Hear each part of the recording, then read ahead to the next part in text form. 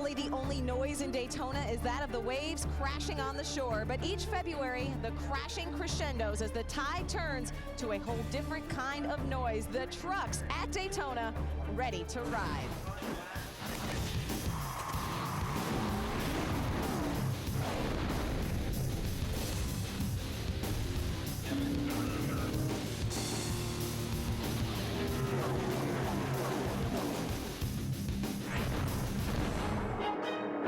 Straightaway at 146 miles an hour, fender to fender. Where stock car racing was born, where the tradition now is being carried on at the new Daytona International Speedway. It'll make the strongest man on earth cry when you win this race. Daytona 500, Daytona 500! We are going to be able to go green in the inaugural running of the Daytona 250. Yeah, that feeling never gets old, does it, Bill? Hearing those motors fire up and take the green flag at Daytona. This is Daytona. Whoa!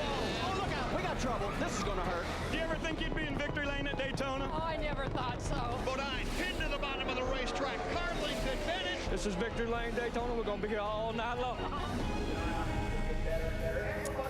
Usually the trucks provide the first points race on this track, but Mother Nature had different plans yesterday. The skies did clear for a small window, but then the rains returned, postponing our season opener until tonight. Now, maybe 24 hours delayed, but look at what a difference that can make.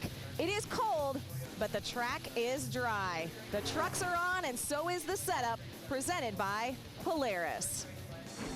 Hello, everyone. I'm Krista Voda, and welcome to the delayed first setup of the 2010 season. And I know you can't see me yet, but you will soon. We are coming to you for the very first time from the newest addition here at Daytona, the state-of-the-art flag stand. We have so many shots, so many cool angles to show you of this impressive structure, and we're going to show you them for the first time ever here on the setup tonight here on Speed.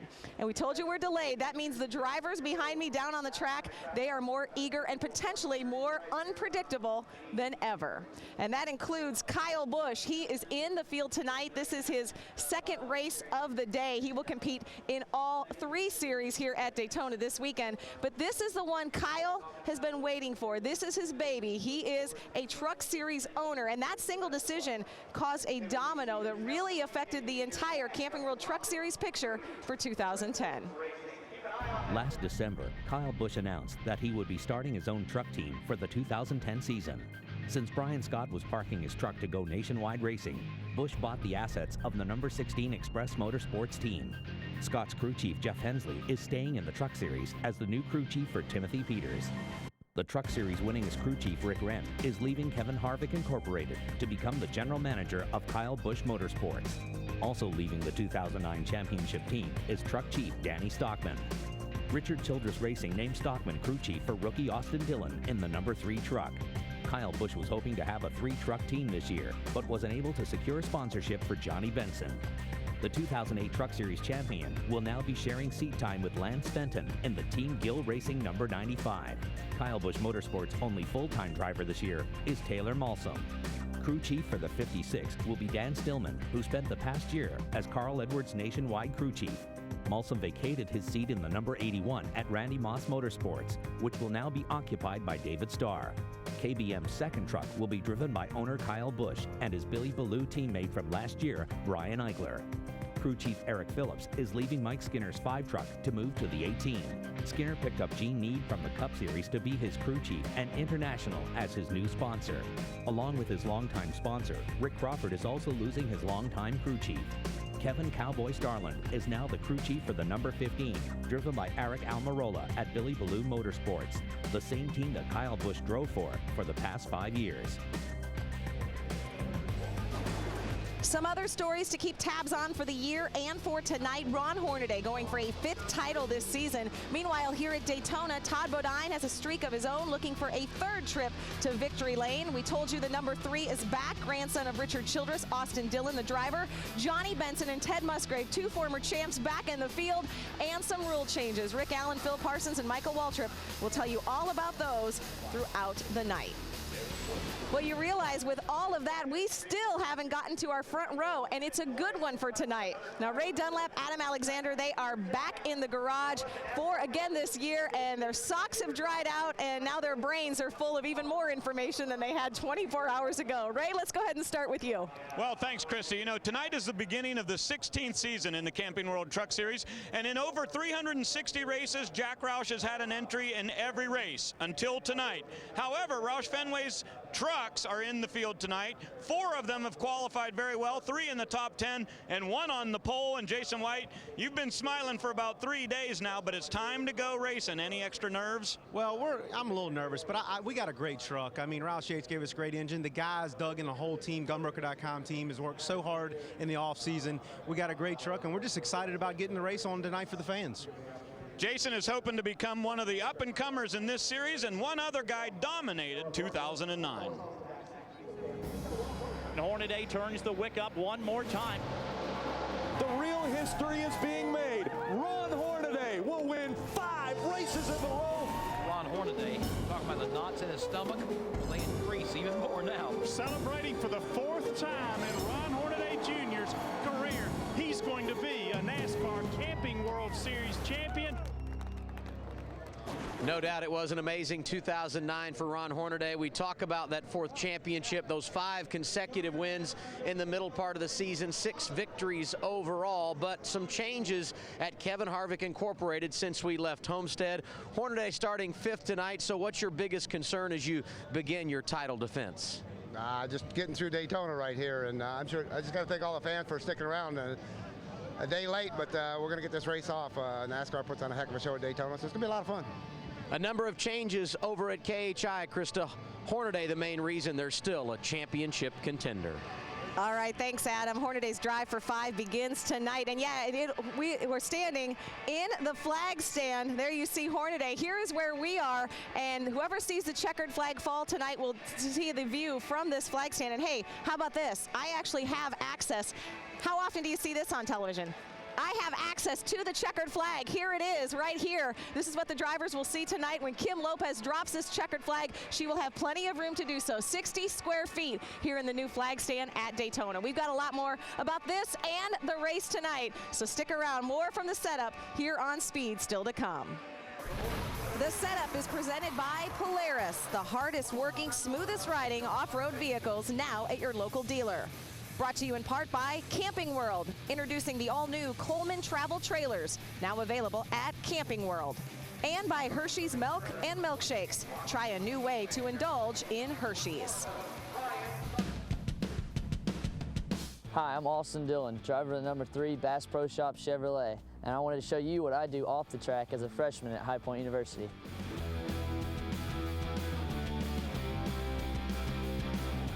I'm a communications major, and this is one of my future classrooms at High Point University. It's a broadcasting studio where hopefully I'll be able to play with the cameras one day. I chose communications here because I felt it would benefit me the most with my future endeavors in racing.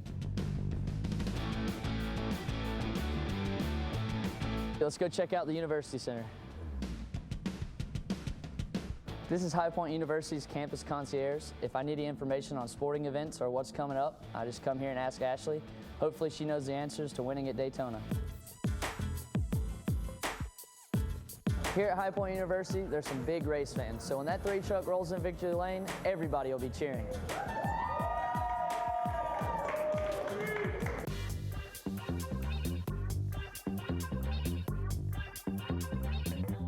Even when I'm not at the races, I can come down here and race. This is a class that I teach.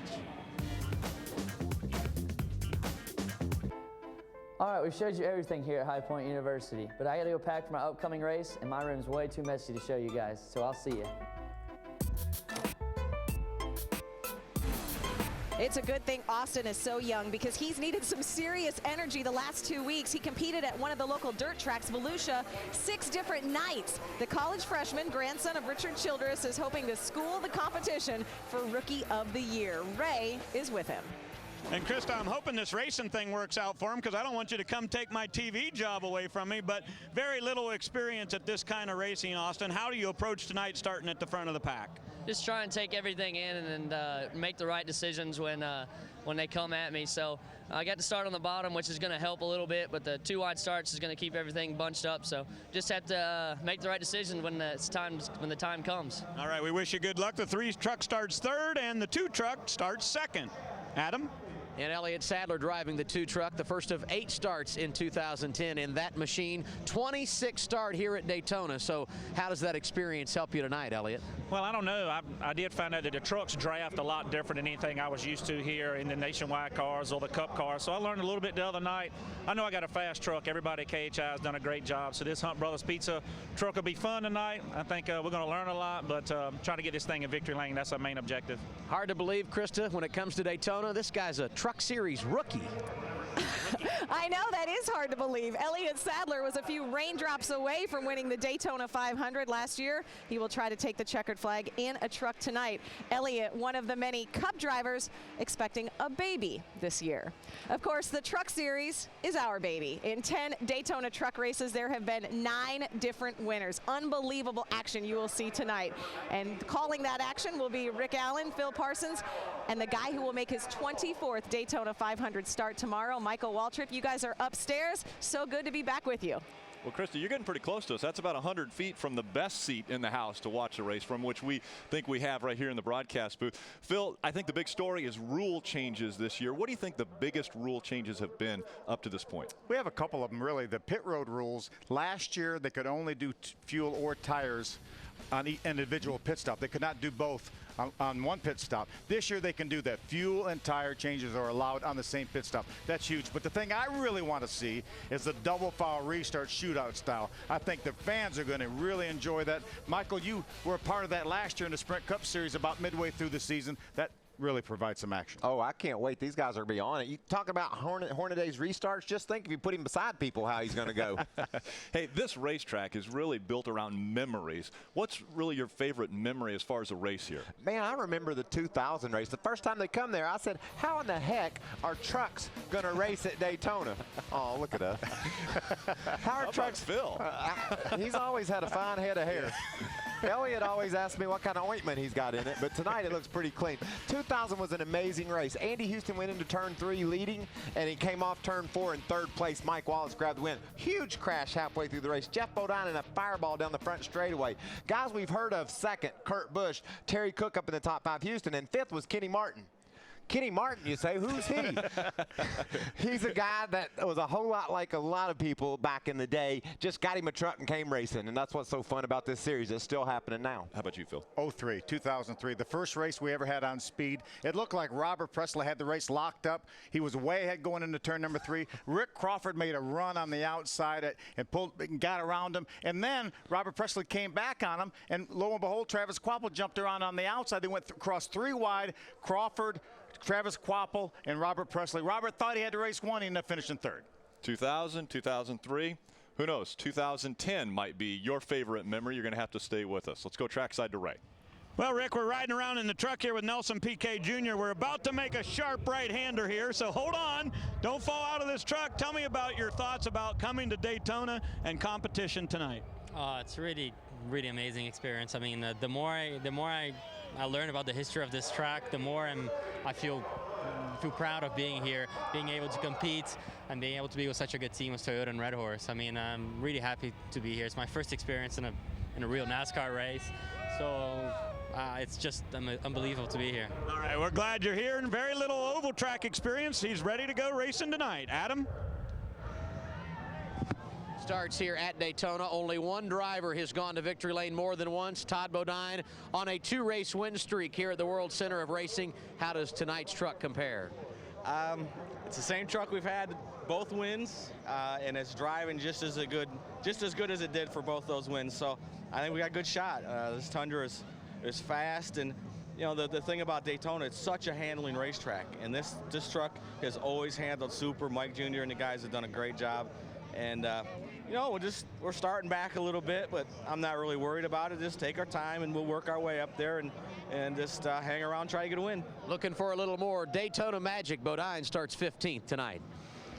Thanks, Adam. I'm actually really busy right now because atop the flag stand, I can wave to all the drivers as they drive by. And Ray Dunlap, he waved right by as he went by, so it was really cool. So It's this is the best chilly out NASCAR. here. Very I know, it's cold. freezing. What are you talking about? I'm up in the sky. I'm colder than you are right now, Ray. But I don't think NASCAR is going to be able to get me down from here. It's that cool of a view, and we're going to continue to bring you some of the shots throughout the evening here. But we mentioned Todd Bodine. Adam was just talking with him. He is to restrictor plate races what the Bump It and the Poof are to Snooki on Jersey Shore. In other words, the two just go together. Bodine is wearing the bullseye tonight, especially after his performance here 1 year ago.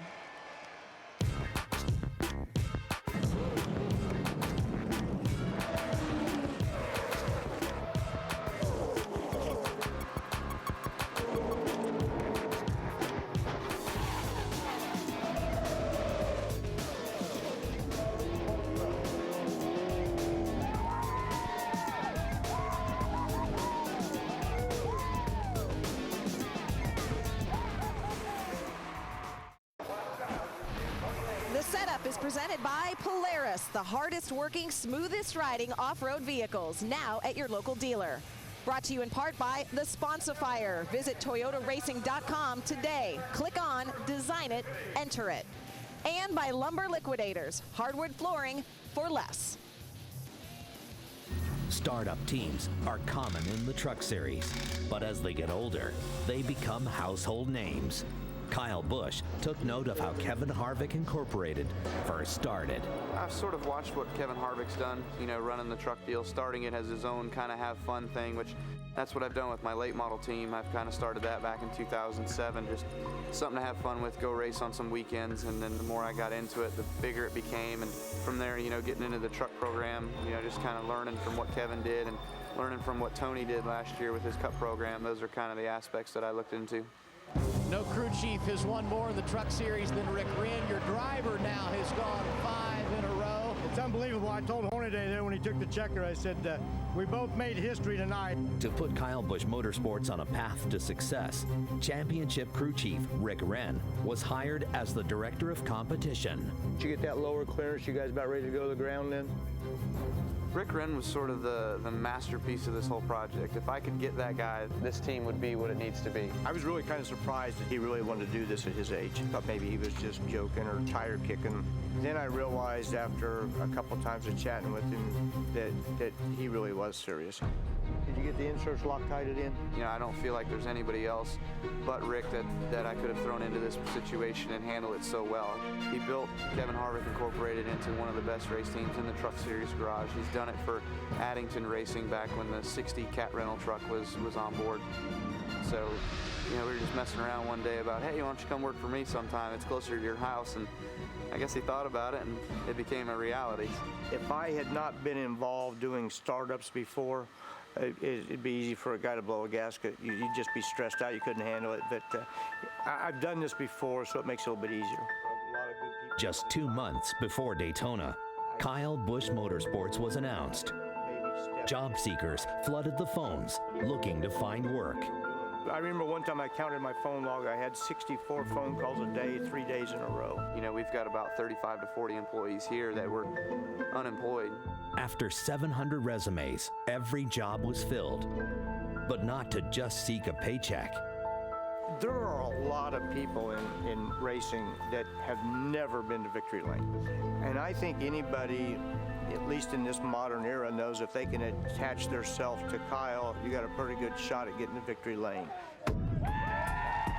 In any series, at any track, winning is what Kyle Busch does best. 2010 marks just the beginning of Kyle Busch's career as an owner. And at age 24, Kyle's looking to spread the wealth. I think the long-term goal is to build into a successful organization here. It all comes down to sponsorships. You know, we know how tough that is now in the economic times we're in, and I've seen it firsthand and have dealt with it. So, you know, we're looking to try to make this into something that's prosperous and that can go on for a long time.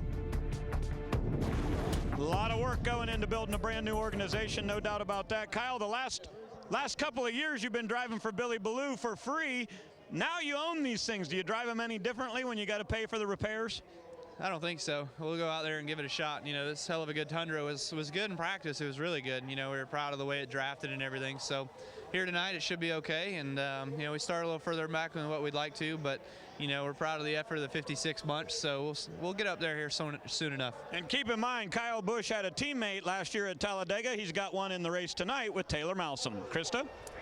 All right, thanks, Ray. Yeah, it's going to be really fun to watch him. It's going to be really fun to watch all of these guys tonight. Right now, it's just really fun to stand up here in the flag stand. I've been waving to all the drivers, waving to all the fans. Like I said, I don't know if they're going to be able to get me down out of here. You know, one of the coolest things about this flag stand, it includes a 50,000 pixel LED screen which can display letters 4 feet high. They're going to have messages across the board. One of the drivers tonight will have his name across here as a Daytona winner. Who will it be? We are getting closer to that answer. You see the fans exiting from the infield into their seats. They can't wait to go racing. Neither can the drivers, and neither should you. You're going to see it all on speed. We'll wrap up the setup next. Kyle Busch has won 4 of the 10 Truck Series races at Atlanta Motor Speedway. But can he win with his own truck? Find out in 3 weeks when the trucks take to one of the fastest tracks on the circuit. You won't want to miss 1 second of the action, starting with the setup at 1:30, only on Speed. Be there. Plenty of action still on the Daytona docket. Race day here on Speed, and then the Daytona 500 on Fox Sunday. But the only race these 36 drivers are concerned with is the one that sits right in front of them. And we've been telling you how cool it is up here on the flag stand. I mentioned that video board, right? You can even send messages. Right now you see it's Daytona on Speed. Look at that. Hi, Mom. Sarah and Kim from NASCAR, they're up here sending their message to their mom as well. So cool. Daytona, the blue collar racing. It's about to go green here on Speed.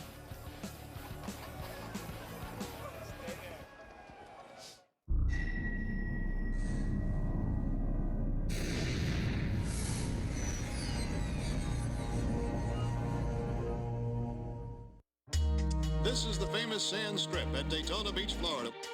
Well, it's always exciting at Daytona, Joe, especially under the lights. 250 miles of racing, that's 100 laps here at the 2.5-mile Daytona International Speedway.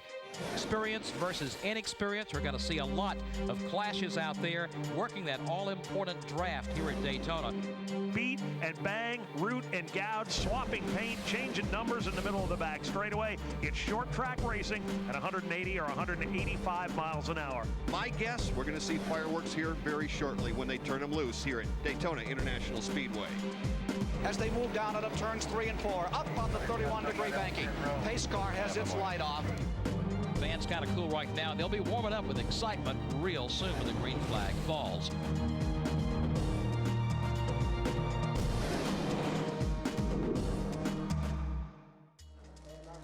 It's the World Center of Racing, and the trucks are at the center of attention tonight.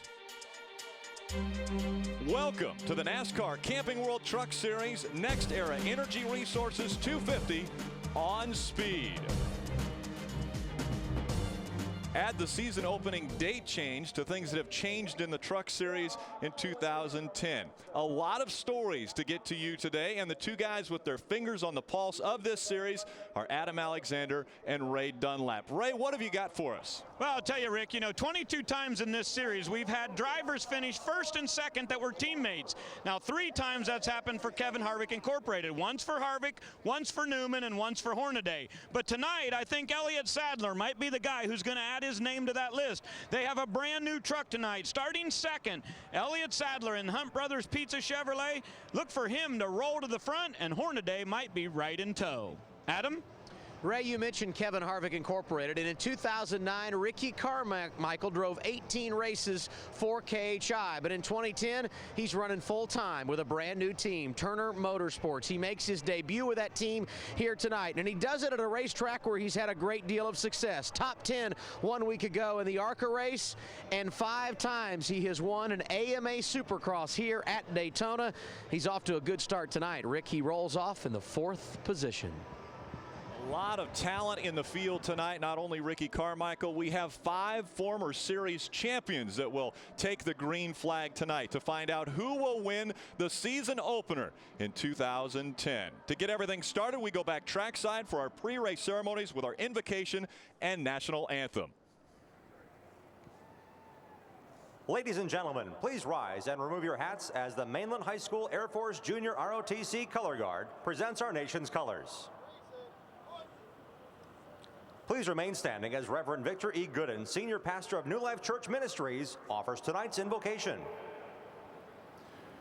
Father, we thank you for loving us as you do. God, we thank you for these drivers and the pit crew. Keep them safe and help them do their best. God, we ask you to be with our troops both at home and abroad. Help them to be safe. God, bring them home soon. God bless America once again. In Jesus' name we pray. Amen. Here to perform our national anthem, please welcome Nashville recording artist Travis Powell.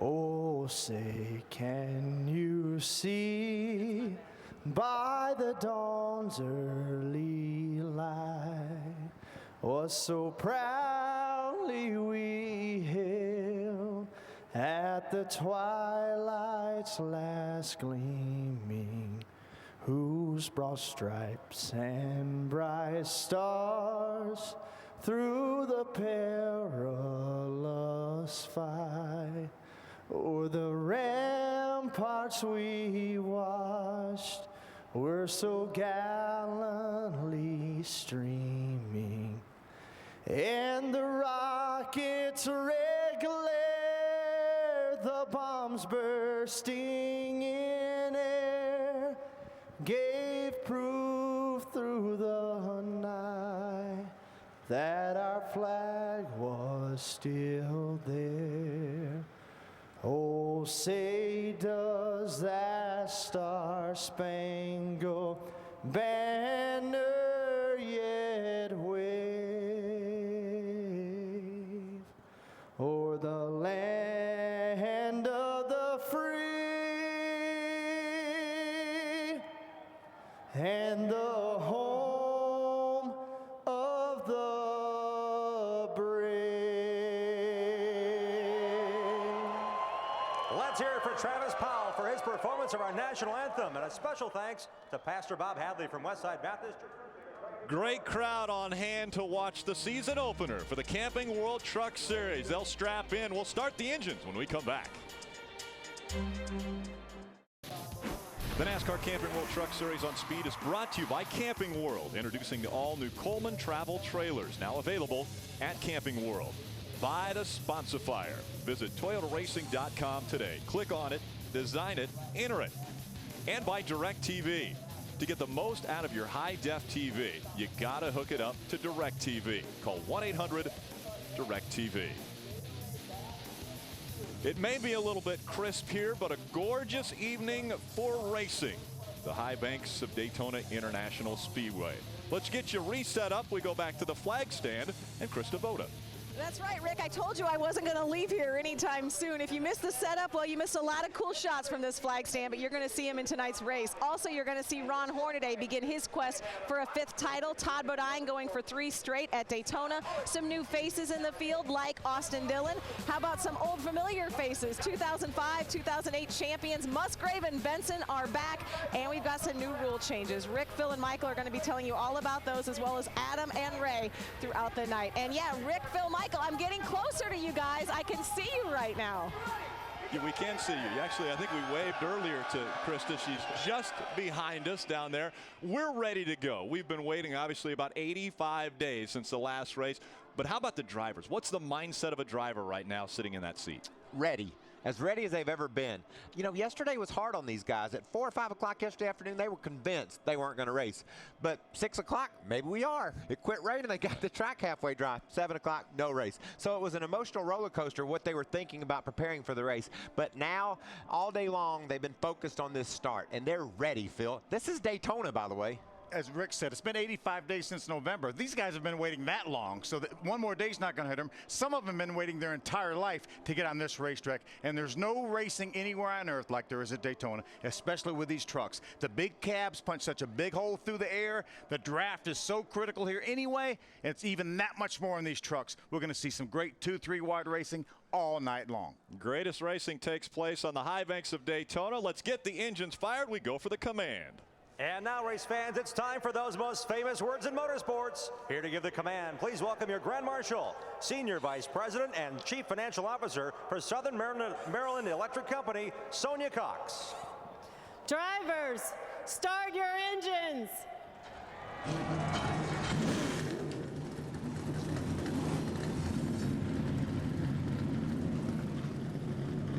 36 trucks have come to life. The window nets are being locked in place. The drivers are itching to get on the racetrack. When we come back, we'll see the green.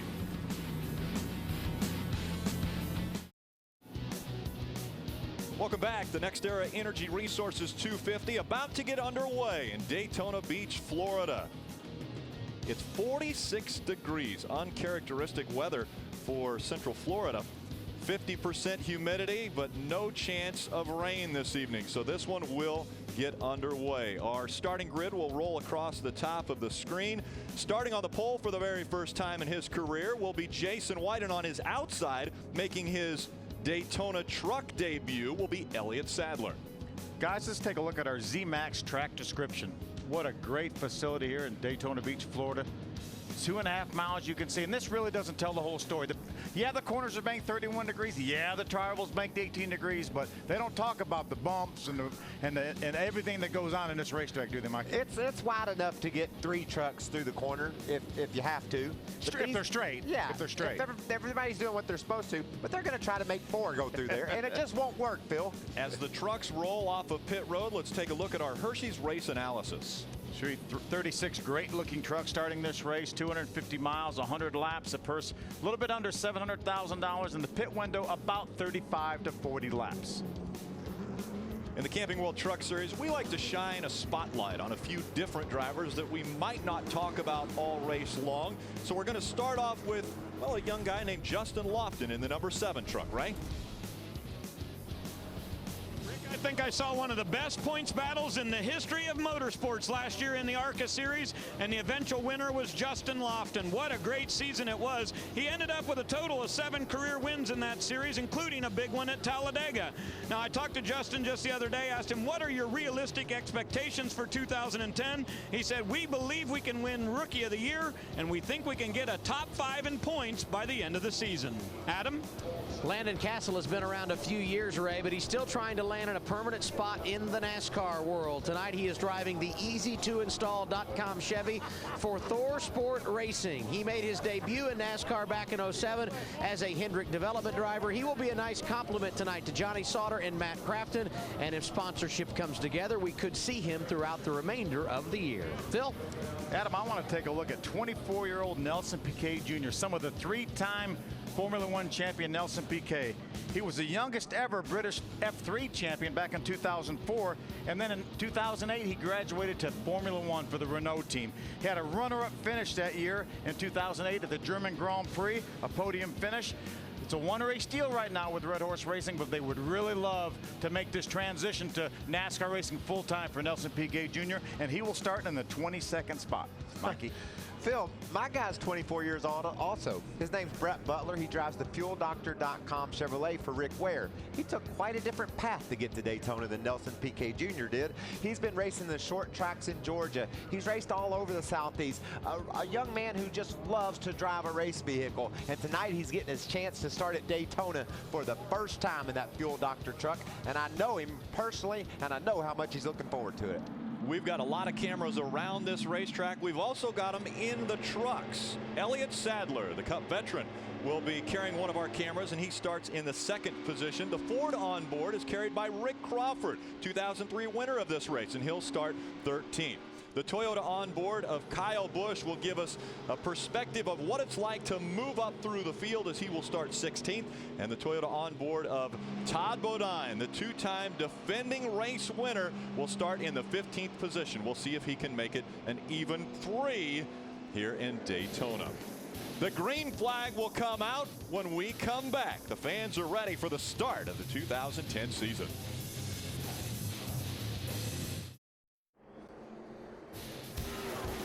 And welcome back to the World Center of Racing, Daytona International Speedway. Tomorrow on Speed, before the Great American Race, we're there in Daytona with the ultimate pre-race show, NASCAR Race Day. There's no better place to get revved up for the Daytona 500. NASCAR Race Day built by the Home Depot, live tomorrow at 9 Eastern, only on Speed. Fox broadcast will start at 12 o'clock tomorrow, high noon, as they get ready to battle for the 52nd running of the Daytona 500. Let's head down to pit road for our Golden Corrals Who's Hungry for the Flag. We'll start with Ray Dunlap. Well, Rick, it's pretty simple. You just talk about Todd Bodine when you say Daytona. He's the only driver with back-to-back victories here at this racetrack. And the truck that he has with him tonight is the same one that he's used to win 4 times, twice at Daytona and 2 times at Talladega. How else is that truck finished? Well, it has a 2nd, a 3rd, a 4th, and a 5th. In 9 races, I'd say that's a pretty good average. Look for the 30 truck at the front of the field. Adam?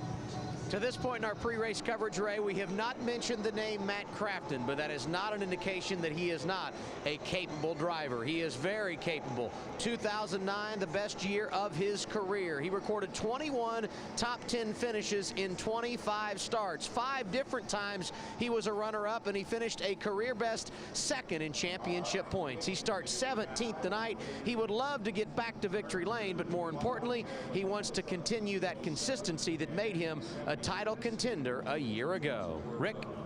Thanks a lot, Adam. Ray, we appreciate all the insight you're going to be giving us all evening long. You know, Rick, we heard the excitement in Jason White's voice. I'm excited for Jason White.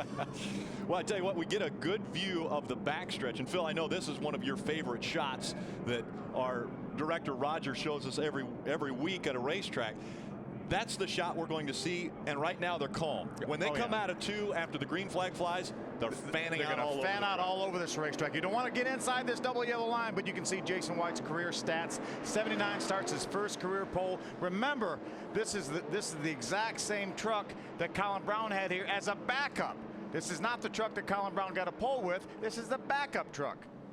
On his outside, Elliott Sadler starting his first ever race in the Truck Series at Daytona. Sean Murphy, you see a little bit of damage to the right front of that truck when they're coming up to speed on their 2nd pace lap.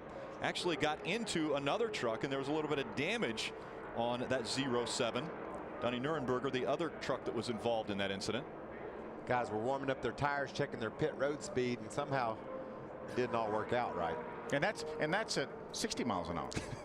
And now we're going to 70. They go 70 around the racetrack and only 55 on pit road. Is that silly? Well, we're going to be going 180, and they're going to try to not hit each other. Haven't they proved at 60 they could do it? I think they can prove it again. Pace car is off the racetrack. It's all in the hands of Jason White. Green flag in the air. We're underway with the Truck Series 2010 season. Already pushing and shoving, Phil. Ricky Carmichael gets a good run on the start here and gives Elliott Sadler a shove down into turn 1. That 3 Chevrolets ganging up on the outside. Right now, Jason doesn't have any help. Austin Dillon's trying to scramble to get to the back bumper of that gunbroker.com Ford.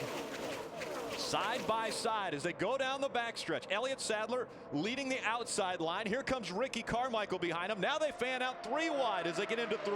Wow, those trucks are trouble already. Austin Dillon in it, as well as Johnny Sauter. The 18 of Kyle Busch is also involved. 98. Oh, look at this truck. The 10. Jennifer Jo Cobb also involved. A big accident getting into turn number 3. Landon Castle in the 98 also with damage. Justin Lofton the 7. There's the 15 of Ted Musgrave. Huge crash. Trying to get into turn number 3. You see the damage of the Bass Pro Shop Chevy Silverado. Austin Dillon driving that truck. Well, we crashed at 60 miles an hour on the front stretch on the pace lap, and about 170. About 170. We did it had him hardly get up to speed good. There's Johnny Sauter, championship contender this year. Ted Musgrave, great opportunity here with Billy Balloon Motorsports. He has some pretty significant damage. Justin Lofton just about peeled the whole right side off that truck. Let's work on both sides.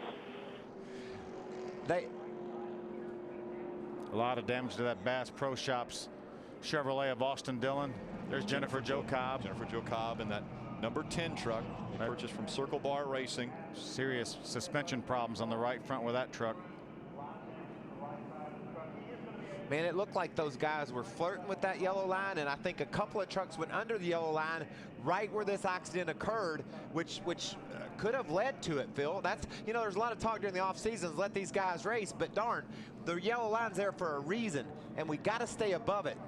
Ray, what are they having to do to the 18? Well, they're working on the right front fender there, Rick, but Kyle said he didn't feel like it had any problem with the steering. They just got a big fender rub, so they're trying to get their clearances there and figure out what all they're going to need to get those parts and pieces. You see some very loose sheet metal right there. They may have to get some bear bond on that, but they think there's no damage to the suspension underneath that hell of a good number 18. So a lot of work taking place on pit road right now. Let's take a look at how this happened.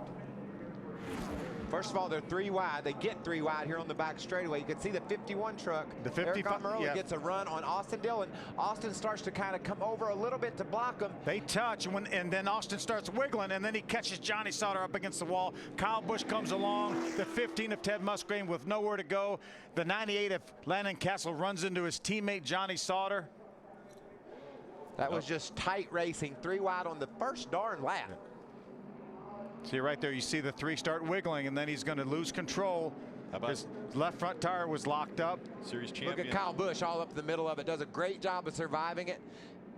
Too bad for Landon Castle. Just came along a little bit late. And here's Jennifer Jo. She's going a little bit faster, but darn, you can't see, Phil. Yeah, this is a view I like right now, where you're going to see Eric Almirola will pull out. He's going to be side by side with Austin Dillon. Austin kind of creeps over a little bit, and they touch, and it gets Austin to wiggling, and he just gets behind in his steering a little bit, and then the thing heads towards the outside wall, takes Johnny Sauter with him.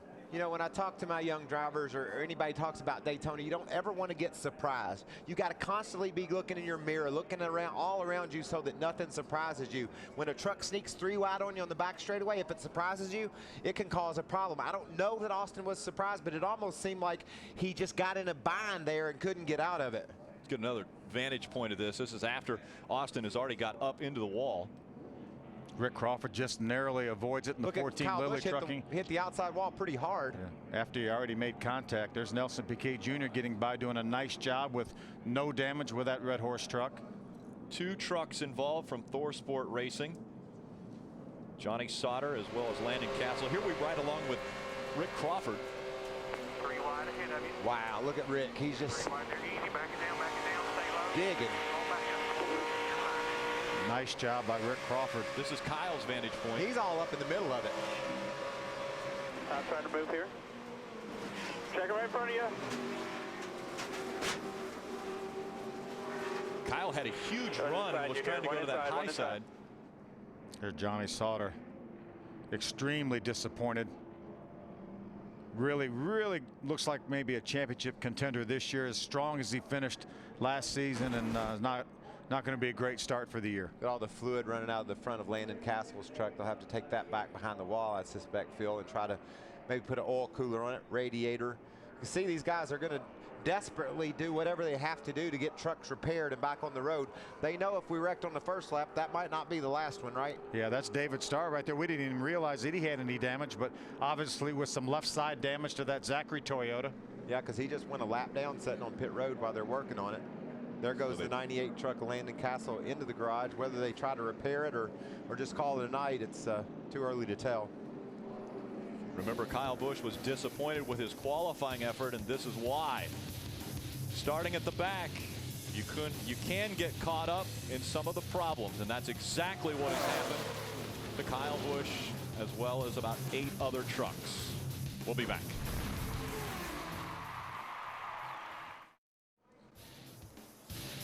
Welcome back to our season opener for the Camping World Truck Series. Our aerial coverage is brought to you by DirecTV. DirecTV, it'll change your life.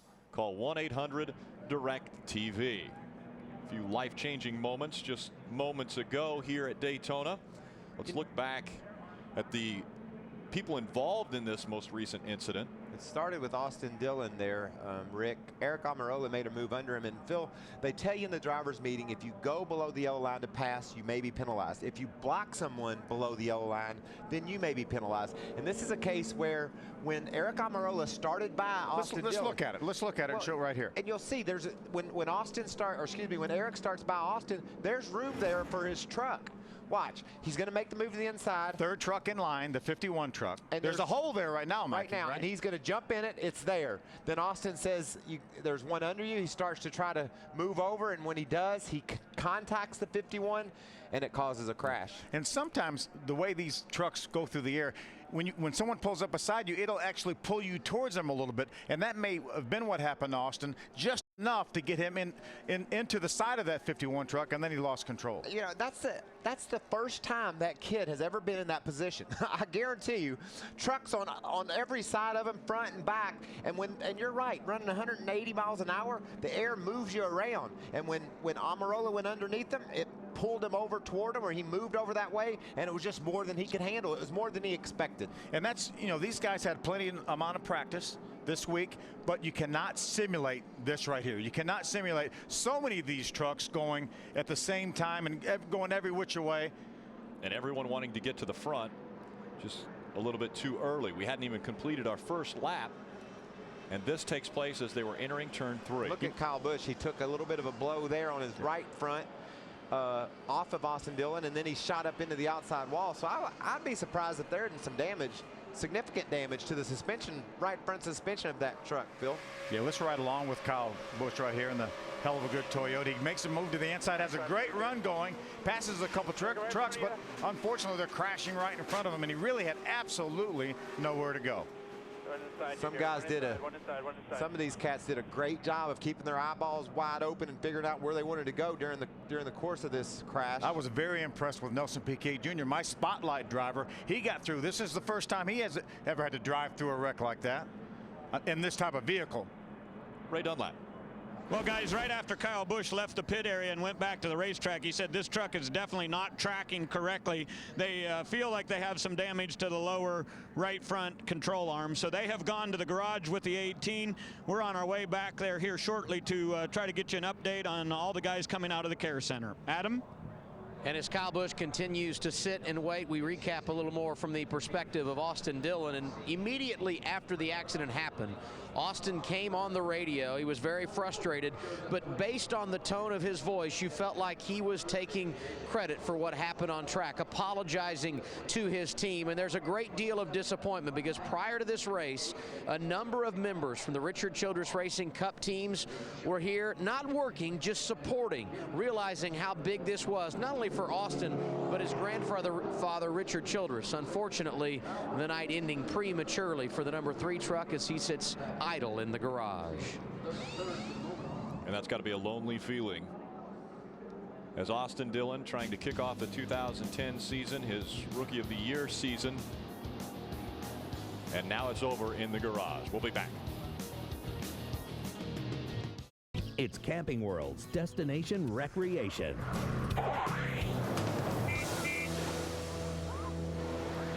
You know, each week on Camping World's Destination Recreation, we try to show you some of the neat things that Camping World has to make your RVing experience a little better. But what do you do when you need service on your unit?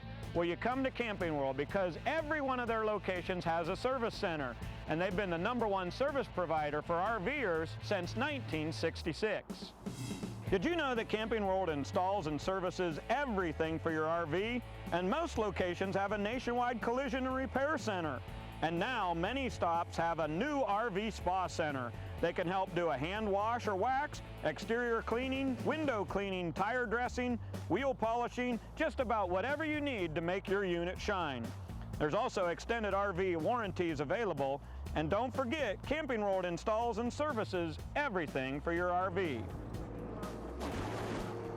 And again, welcome back. If you're just joining us, Kyle Busch was trying to complete 550 miles of racing today, and it was cut short earlier, and it's cut short once again as he is underneath his truck. Again, a new owner driver in the series. Huge lap on Rec 1, and this field might be the perfect example of how that yellow line rule is supposed to work. There's a hole there for the 51 truck to get in when he's going down the back straightaway. He gets in it, the 3 truck crowds him over underneath the yellow line, and there's a crash. And again, that is why we have the double yellow line. You can't go beneath it. No one violated that rule.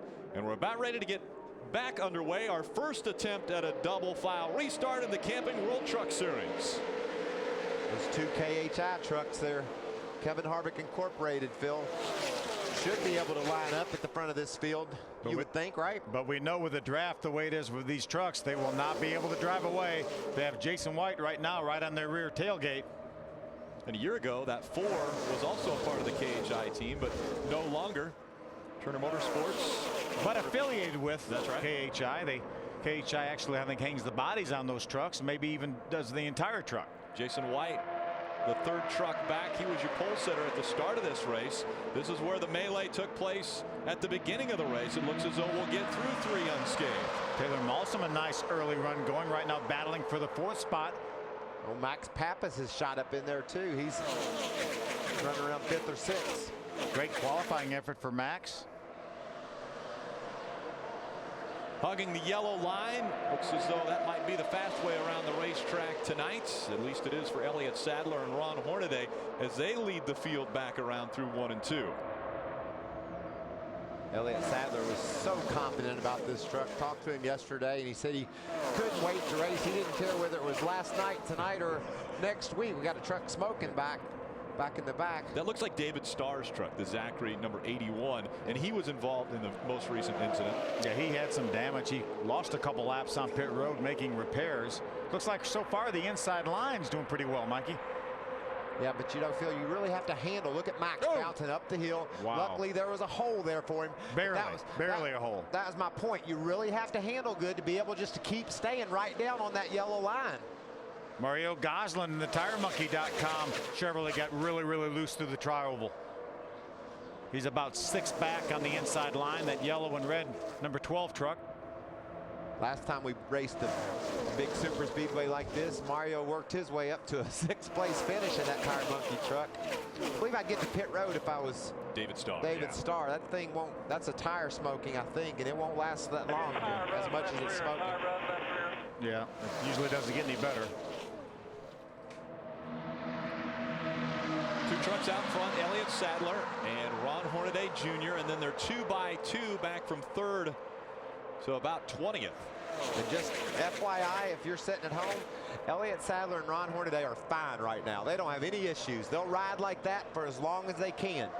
Jason White probably is pretty comfortable right there in 3rd as well. But you can see Carmichael, Amarola, these guys that have gone up to the outside, they don't like where Ron Hornaday and Elliott Sadler are sitting. They want to be up there with them. They want to play a little bit with them. They don't want those guys up there. They want to replace them.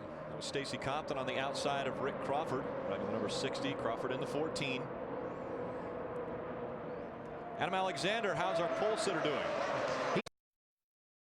Stage of the race, Rick, and the one thing they just told him from the spotter stand, whatever you do, make sure you don't leave the yellow line. The last thing we want to see happen is someone get a nose underneath of you and you go in the wrong direction. They are baby stepping him through this thing, but you got to be impressed. He wins the pole and he comes out early in this race running with the big boys.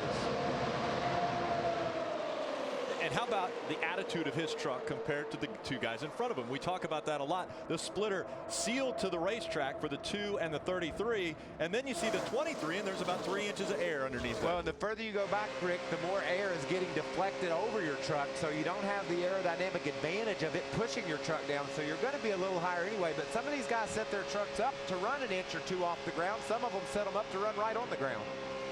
It's interesting. You can do it either way and have success either way. Yeah, we see trucks running up front with both scenarios. This is an unfamiliar place for Todd Bodine. Carmichael's beginning to close some ground, but Amarola decides he's tired of riding up there on the outside, jumps in a hole there, and that'll hurt Ricky Carmichael. His pusher went away from him. He's got Stacy Compton behind him now in that 60 truck, and there's Dennis Setzer, the 46 truck behind him. Remember, Dennis was involved in an accident in practice with his teammate Johnny Benson. Max Pappas fighting right there with these guys. Crawford. Some good stories up here at the front of the pack.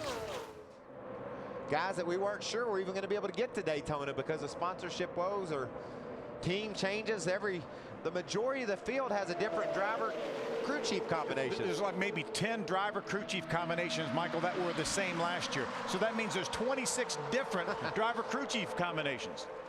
We're talking about the changes in the rules, pit road, the shootout style restarts. The changes in the teams made me get my program out. I've been studying, trying to figure out who's driving what.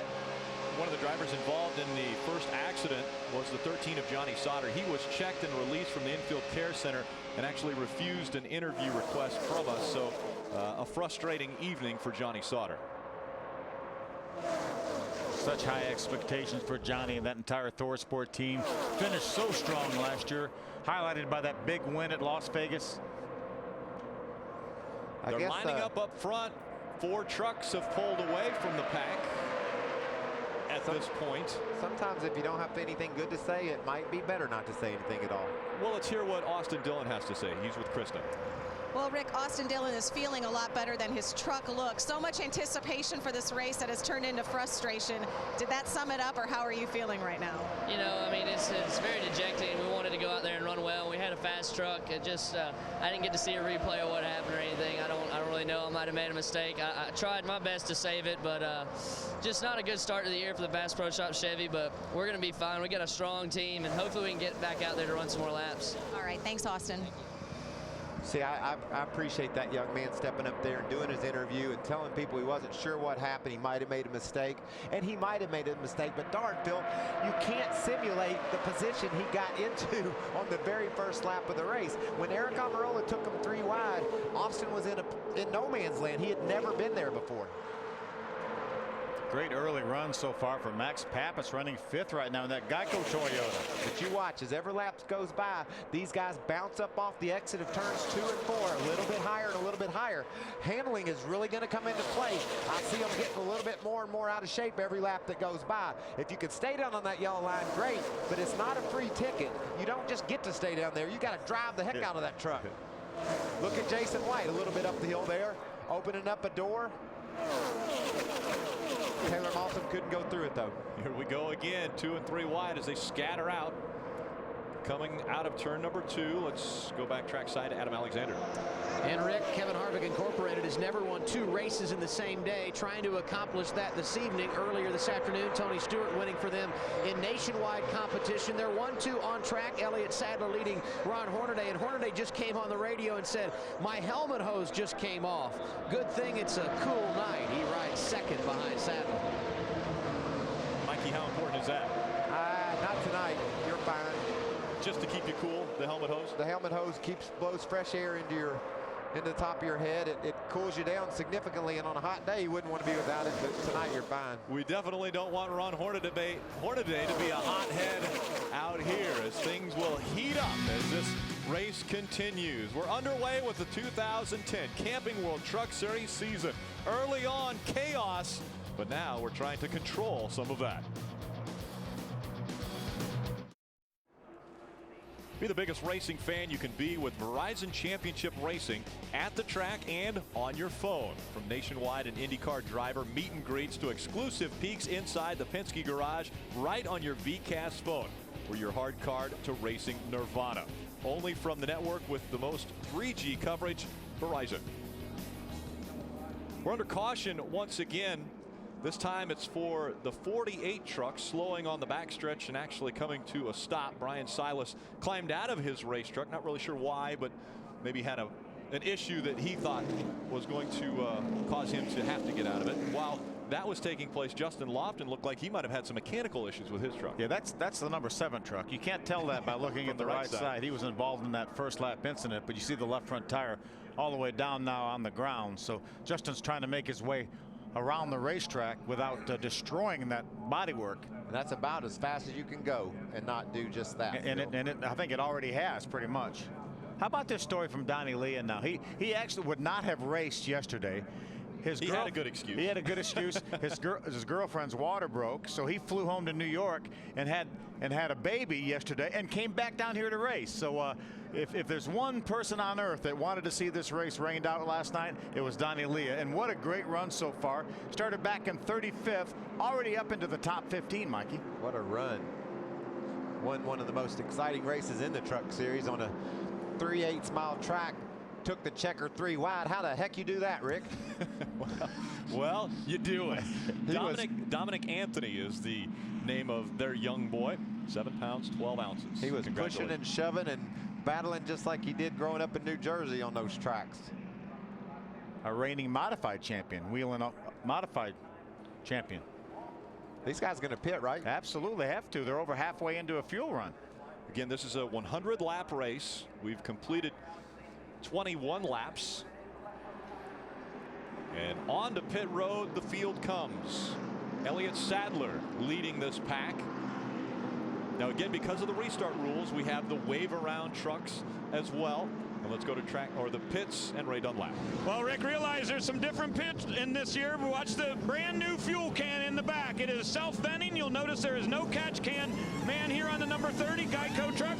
Let's go to the front of the field and check in with Adam. Ron Hornaday had talked about doing 2 tires. Owner Kevin Harvick came on the radio, suggested 4. That's what they will get on the 33. They will also add some tape to the nose. Top of your screen, his teammate Elliott Sadler said something about 2 tires. Doug George, the crew chief, said nope, let's get 4. All the service is complete. Elliott Sadler, the quickest off pit road. These stops happening, the first ones of the night in lap 21. Jason White beat Ron Hornaday off of pit road, so he'll restart in the 2nd position. Now again, double foul restarts when we come back. Elliott Sadler gets to decide on the inside or outside when the green flag flies.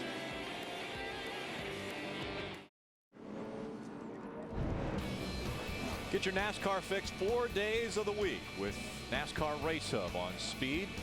Monday through Thursday. It starts at 7:30 p.m. Eastern, only on Speed.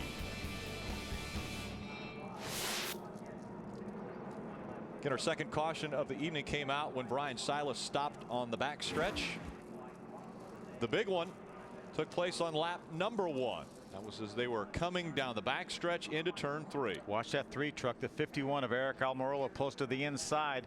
Austin and Dillon in the 3 truck gets very close, starts wiggling, loses control, catches Johnny Sauter up against the outside wall. About 8 trucks in all involved, including Kyle Busch in his first race as a team owner. Trying to skate through on the bottom was the 10 of Jennifer Jo Cobb.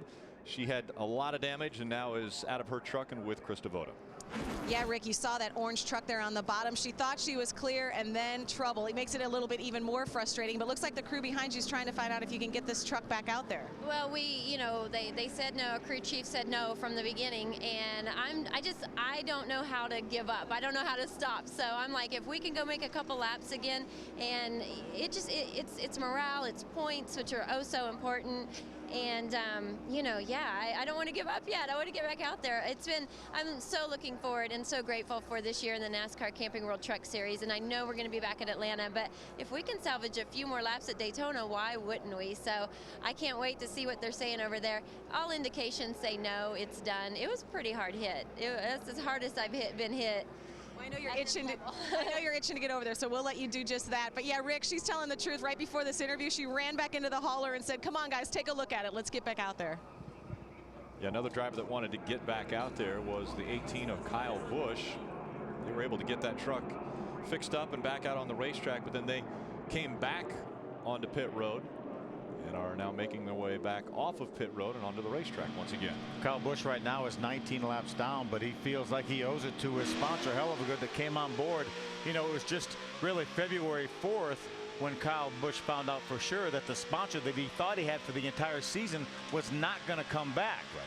So he was very fortunate. I know he was very appreciative of Hell of a Good coming on board and partnering with him to run this race, and I know that's why I think a lot of the reason is he's back out on the racetrack. Hell of a Good's a great partner for NASCAR. They sponsor races, and now they climbed on Kyle Busch's truck and part of the group that's sponsoring all the speed weeks. Ray, what's going on? Justin Lofton in the pits down here, Michael. Just as that caution was coming out, his left front tire exploded right at the start-finish line. He was able to limp back around, but a good bit of damage on that left front fender. So the guys from the pit training crew on that number 7 are working on that Toyota and the left front. A lot of damage to the 7, and again, we saw him with the left front tire going down after the 48 had stopped on the backstretch. Looks like Elliott Sadler chose the inside, Rick. Green flag back in the air. We're back underway. I think that was a fairly easy decision for him, considering who was right behind him. Stay right in front of Ron Hornaday for about 70 laps or so, wouldn't he? Yeah, they did it for the first 20 laps anyway. Jason White with a good restart as he's challenging for the lead on the high side. There's a little help from a guy that knows his way around this racetrack. Todd Bodine in that number 30 white Geico Toyota. Todd Bodine all the way from the 15th starting spot up to the top 5, and now he's going for second, pushing Jason White to the lead. Jason White takes the lead away from Elliott Sadler, and Todd Bodine goes with him to take over second. I bet you Elliott and Hornaday said, now how'd that happen? Last restart went perfect. I tell you, Todd Bodine pushed Jason so hard by air that they were both able to clear Elliott Sadler before they got to turn 3. Look at Kyle up high. We've seen this before. Kyle Busch needs to get by trucks. Well, he'd have to go by him about 19 times to get back on the lead lap, but as a racer, he's going to go by trucks as many times as he can. He wants us to talk about how fast his truck is. That's A, he owns it, so he's like, y'all look at what I got. Plus, I'm not convinced he doesn't think he can't pass him 19 times. There's his teammate. He's going to push him by Eric Almirola, and I literally mean push him by Eric Almirola. Remember, these bumpers don't line up. He is bump drafting with his teammate Taylor Malsom, but he's also lifting the back end of that truck up every time he hits him.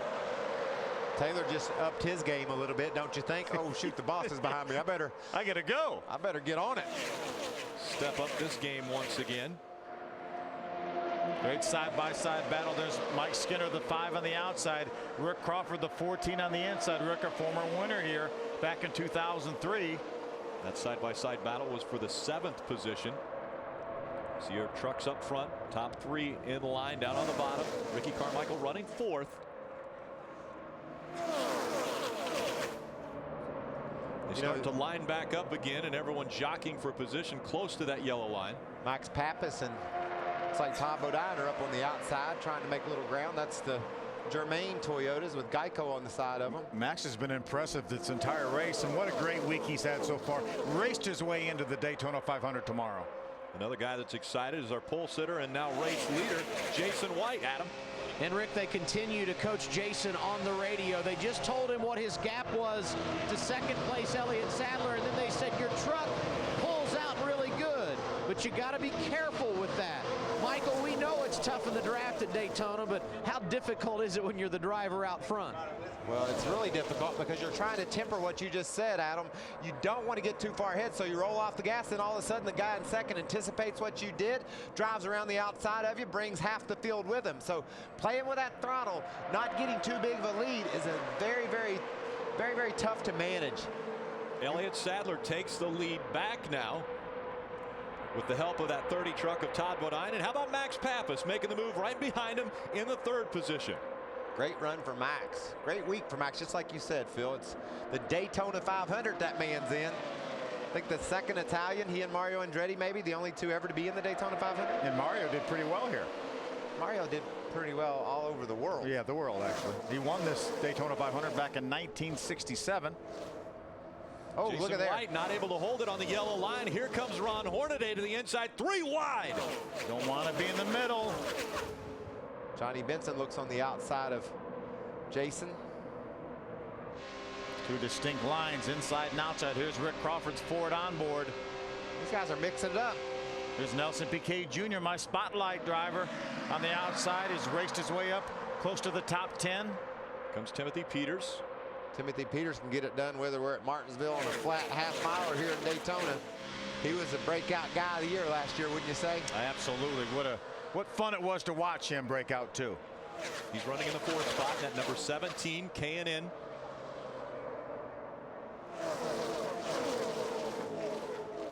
Guys are running up the hill a little bit. That's a little bit uncharacteristic from what we've seen here in the past. Ron said, Hornaday said, we're supposed to be on this yellow line, guys.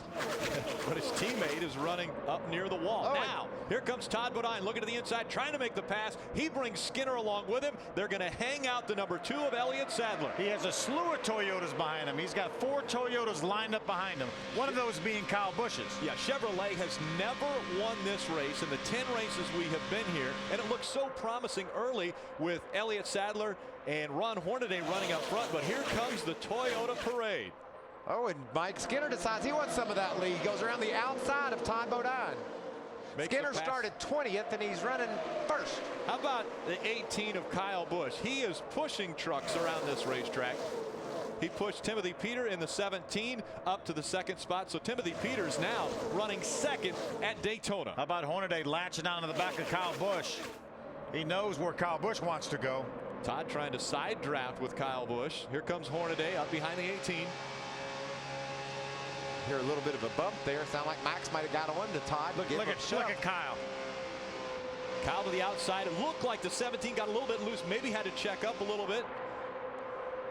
Wow. Look at these trucks bounce around off the corner. Sideways. We run enough laps now, Phil. We're, like I said earlier, running around on that yellow line isn't a gift. You got to work your rear end off to keep your truck down there.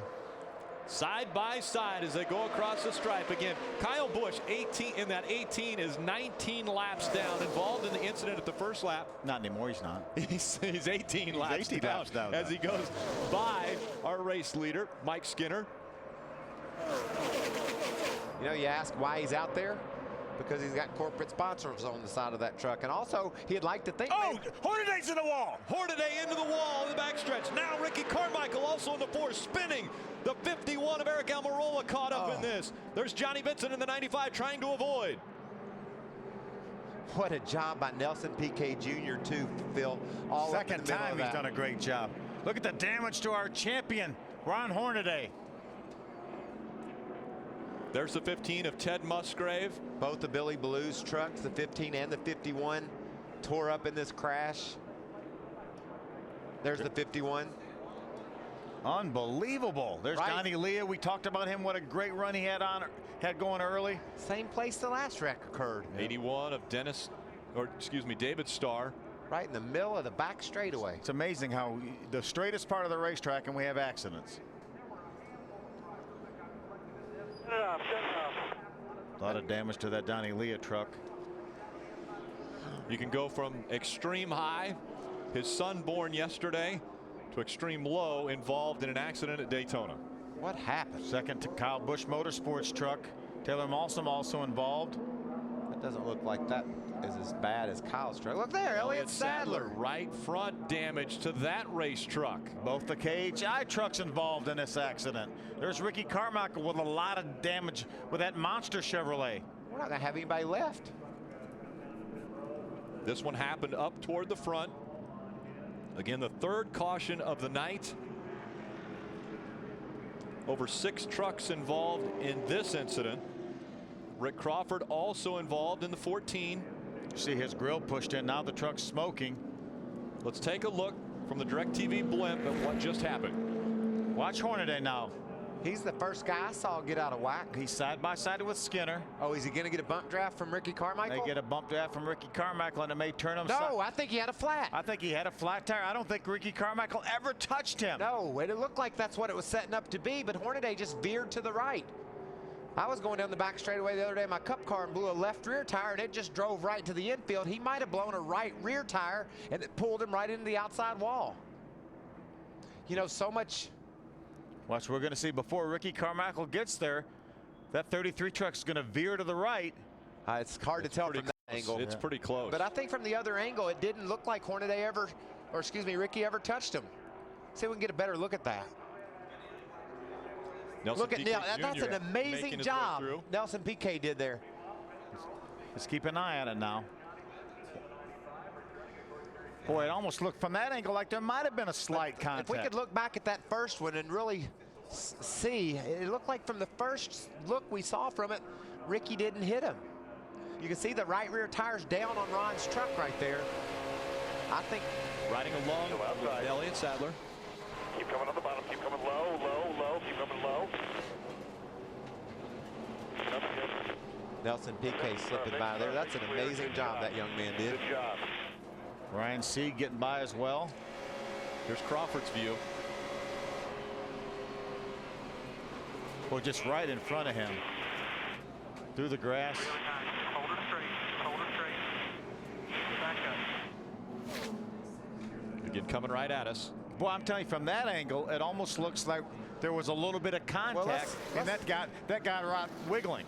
Let's look at what we saw the first time. Yeah, this is from the blimp. Let's look one more time to see if there was any contact. Again, we're looking at the 4 and the 33. He's going to pull up on him for sure. I don't think so, Phil. Boy, if there was contact, it was oh so slight. Well, and I just think I think Ron had a flat tire. I really do. It looks like right when the 4 gets to the back bumper of that truck, it starts to move to the right. Yeah, but I mean, it's so close. Adam Alexander. And it's always tough to judge what a driver says right after an accident because of the emotion involved. But Hornaday came on the radio right after the contact, the spinning was over, and he said simply, too much bump drafting. So he obviously felt like there was contact, and he got that same message delivered back to him from the spotter stand. Neither one of those guys have the benefit of replay like you guys do and have seen so many, but that was the word from Hornaday's radio, Rick. Let's go back down to right. Well, Rick, Mike Skinner was told to come to the pit road, but that message got delivered to him just a little bit too late. He was afraid that he was going to have a commitment violation back there, so he stayed out on the racetrack, and now they've kind of made their bed. They're going to stay there. But down in here in the pits, Todd Bodine tried to come down pit road, but he missed the entrance to his pit area, had to go back around, came down this time, obviously, just to stick some fuel in that Geico Toyota.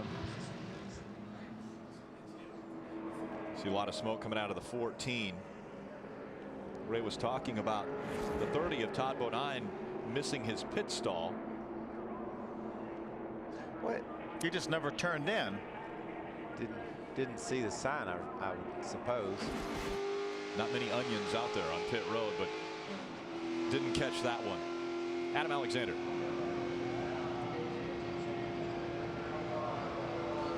And Jason White has already made one pit stop in this cycle. He is crossing the start-finish line now, and when he comes back around to pit road, he will come down pit lane again. He's been very, very loose. That's what he said on that run. So they discussed the changes the first time they came down pit road at lap 33. It was a shock and chassis adjustment. They plan to come back down for tires and fuel. But guys, when you look at the attrition rate and the number of big-name drivers who find themselves now behind the 8 ball, it's hard not to think Jason White is quickly becoming a favorite. This guy's been good throughout the evening. He's set on the pole. He's proved he can do it in the draft, and right now the competition for him is dwindling. Yeah, he's got guys like Mike Skinner and Timothy Peters that have proven they've got good trucks, right? Got a fire down here on Rick Crawford's truck. He just came in. They're putting the fire extinguisher on it right now. There was a lot of smoke coming from underneath the engine.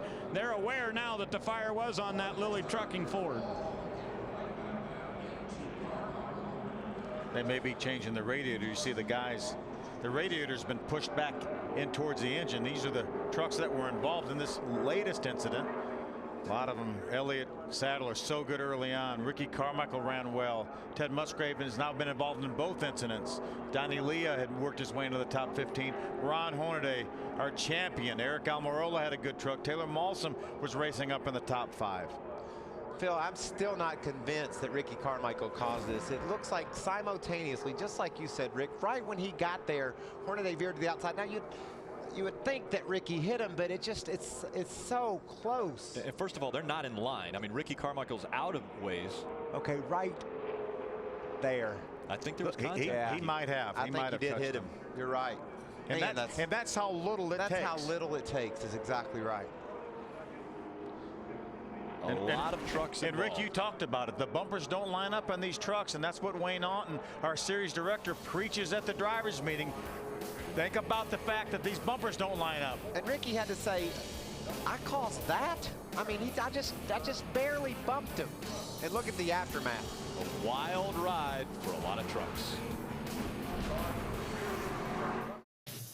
The NASCAR Camping World Truck Series on Speed is brought to you by Cheerios, 100% natural whole grain oats, and only 1 gram of sugar. By Atlanta Motor Speedway. Come see how NASCAR's big boys play capture the flag at Atlanta Motor Speedway, March 5th through the 7th. And by Hershey's Milk and Milkshakes. Try a new way to indulge in Hershey's.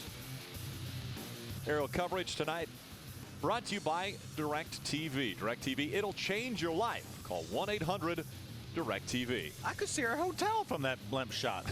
It's right over there to the right. Got a big view from the DirecTV blimp. Involved in this most recent crash, Elliott Sadler, Ricky Carmichael, and the list goes on and on. Man. Just an innocent little bump from Ricky Carmichael to Ron Hornaday. Look on the outside. That's Ron Hornaday, the 33 Longhorn truck. Ricky Carmichael, the monster truck, right behind him. He's just going to try to help him. All he does is looks like maybe just nudge him ever so slightly, and it turns Ron into the outside wall. And Ricky's probably thinking, you know, I've been bumped like that before. My truck kept going straight, but you just don't know what Ron was, you know, where you hit, where you match up, and it just happened so quickly. We tried to give him a benefit of the doubt and say he didn't do it, but he certainly did. There's Ty Bodine on the inside. Elliott Sadler's the truck you're riding along with. Doing great. Doing great off turn 2, and then into 3, it's tore all to pieces.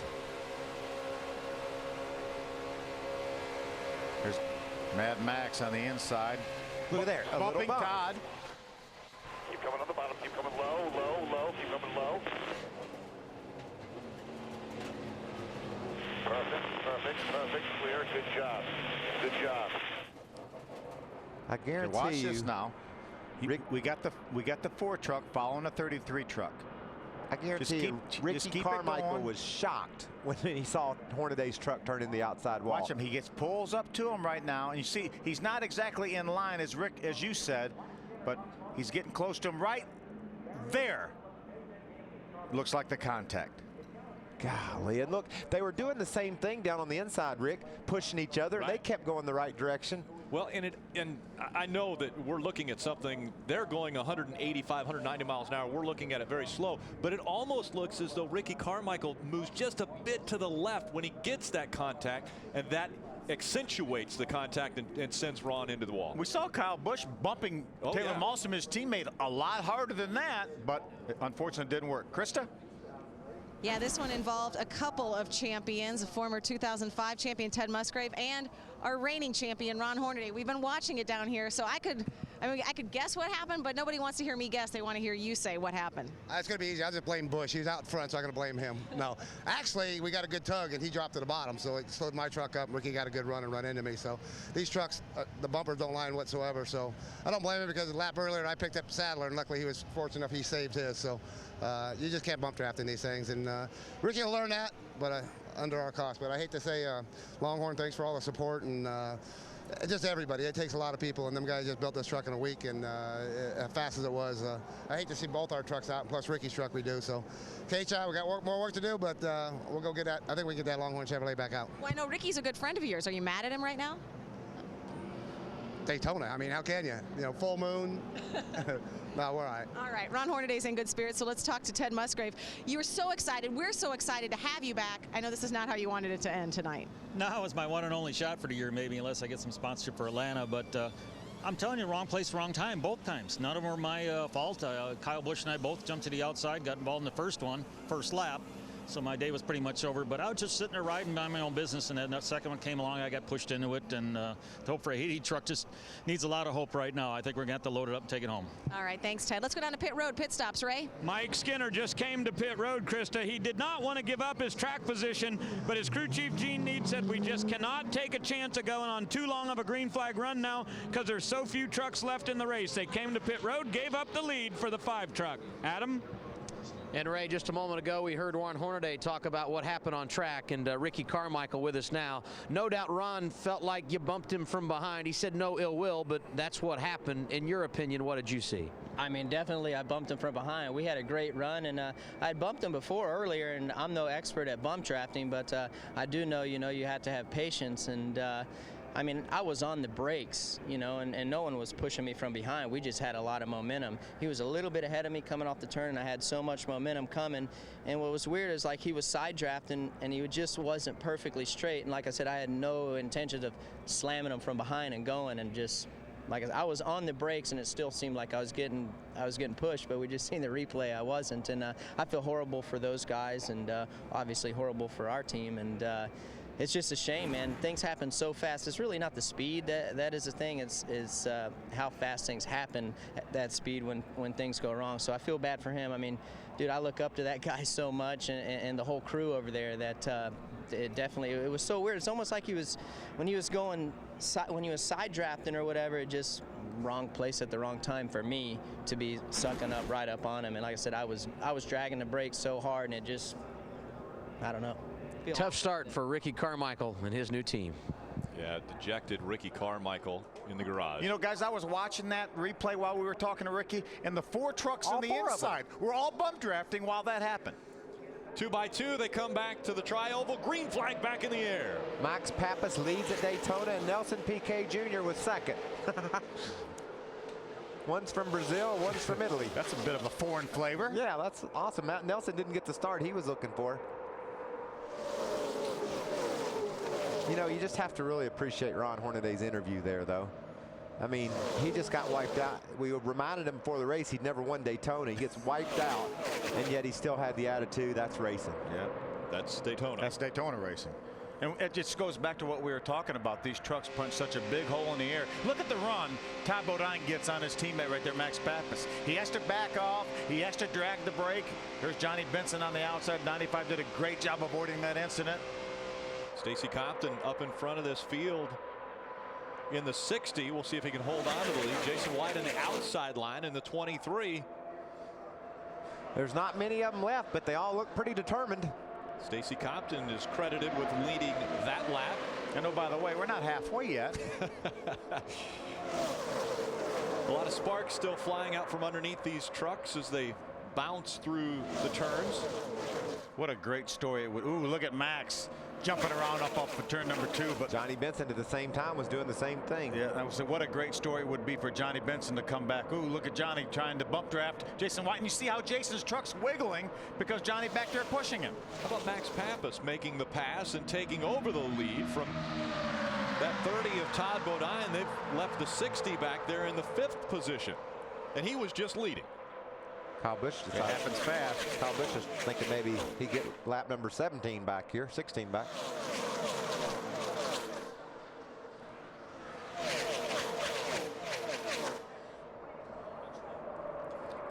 You know, amazingly enough, we talked about all of the storylines early on in our setup and at the beginning of our broadcast. And I think someone mentioned, you know, we haven't heard from Matt Crafton yet, who was second in the points a year ago. It seems like we haven't heard from Matt Crafton again through this broadcast, but he might be doing this on purpose. Yeah, that may be intentional. Just about the whole race, he's kind of fallen back a little bit, just outside of that lead draft, just right along all by himself. He knows that truck will pull up if he needs it to. He knows we're probably going to get another caution flag, and it may be a smart race. We saw Bobby Hamilton do it we've in seen 2005. Before.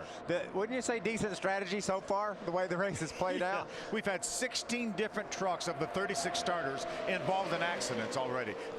16 different trucks. Yeah. Some of them twice. Yeah. 15 and 81 were involved. Oh, look at Max is sideways. Max Pappas up the racetrack.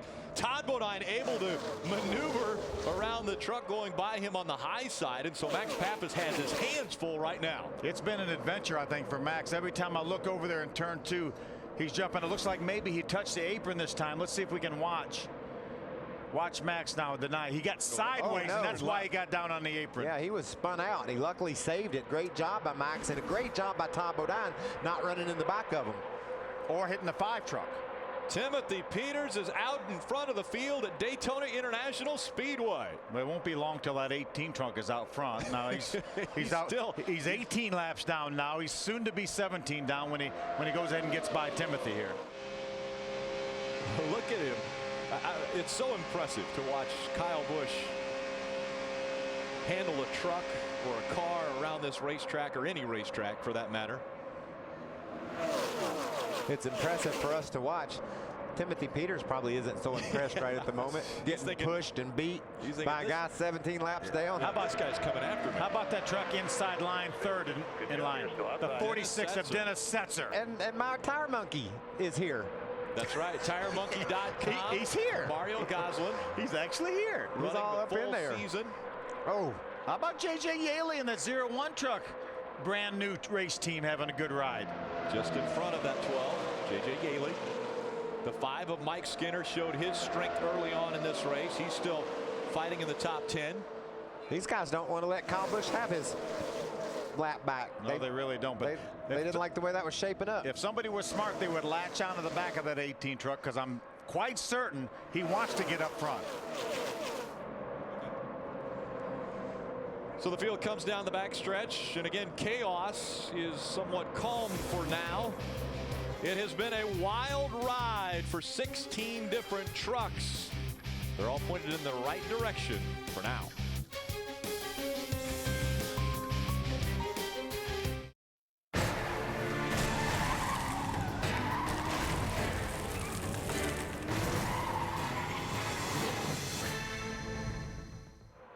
Looking for a stock car fantasy game? Log on to speedfantasyracing.com. Play in your own group or join the overall game for cash prizes. Register now at speedfantasyracing.com. We're in. You can take on the truck team. That's us. Yeah, we've made our picks for tomorrow. Yep. We can't tell everybody what they are. I mean, we don't want to give away the strategy. How about the 30 of Todd Bodine, a 2-time defending race winner, out in front once again. Still got some solid competition there, though, Phil. Mike Skinner, a very fast truck. Timothy Peters looks like he's all set to make a run on these guys. And look at our pole sitter, Jason White, right there in second spot. Max Pappas has got the number 9 Geico back under control. That Toyota Tundra was a little bit of a handful earlier, but he's fallen back in line. Nelson Piquet Jr., my spotlight driver, battling for a top 5 run. Mike Skinner gets by him for that 5th position right now. Now he's side by side with Tire Monkey Mario Goslin in the 12. And remember, the hell of a good number 18 Toyota Tundra of Kyle Busch is 18 laps down to this field, but he's out there racing. Because that's what he is. He's a racer. He doesn't want to sit in the garage or have to do anything to that truck or call it an early night. He wants to be on this racetrack racing. So much effort and time has been put into that race team, building it. Rick Wren, the director of competition, came over from Ron Hornaday's championship winning team and put a couple great trucks together here. They both were so fast, and unfortunately both have been involved in incidents. What a big run that K&N Toyota Tundra of Timothy Peters has. We see the crossed flags. We're at the halfway point of this one. From that brand new flag stand. Looks like about 8 stories up above the racetrack. Has an elevator to get to it. And it has a roll cage around it. I'd feel pretty good setting up there. There's my guy right there. Nelson Piquet Jr. had a great run going last Saturday in the ARCA Series race. Had trouble late. Was running up in the top 5. Doing a terrific job running up in the top 10, drafting on Dennis Setzer, a 3-time runner-up in this truck series. Caleb Alstom in the 56 down on the bottom of the racetrack. He was involved in an incident. We've got a caution one more time coming out in turn number 2. We've got an issue. Slow race truck. Looks like blew a right front tire. It looks like Norm Benning's truck. I believe in the 57. 57 truck. Norm was running around here in the top 20 on the lead lap. Just as we had passed the halfway point, and our 4th caution has come out. Ooh, he got up into the wall too. Blew a tire and scrubbed that safer barrier down there in turn 2. We're getting close to making it all the way. Are we 35 to 40 laps, and we're just halfway, so we have 50 laps to go, so they cannot make it the rest of the way. Aaron's lucky dog, Ryan Sieg, getting a lap back on the field. Look at that crowd, man. Awesome.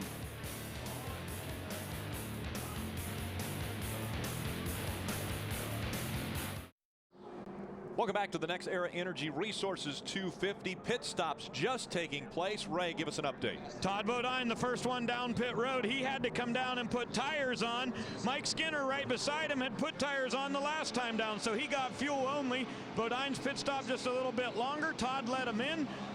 We'll see where he lined back up on the exit there. Let's check in with Adam. The 23 of Jason White running second when the caution came out. They are in tire conservation mode. Only one set left. So Doug Howe said, we are going to save him. Come in for fuel only. He barely beat Timothy Peters off the pit lane. Your new leader, Jason White, after a little bit of strategy there. Still doesn't get these guys in their pit window. Still will have to make one more pit stop.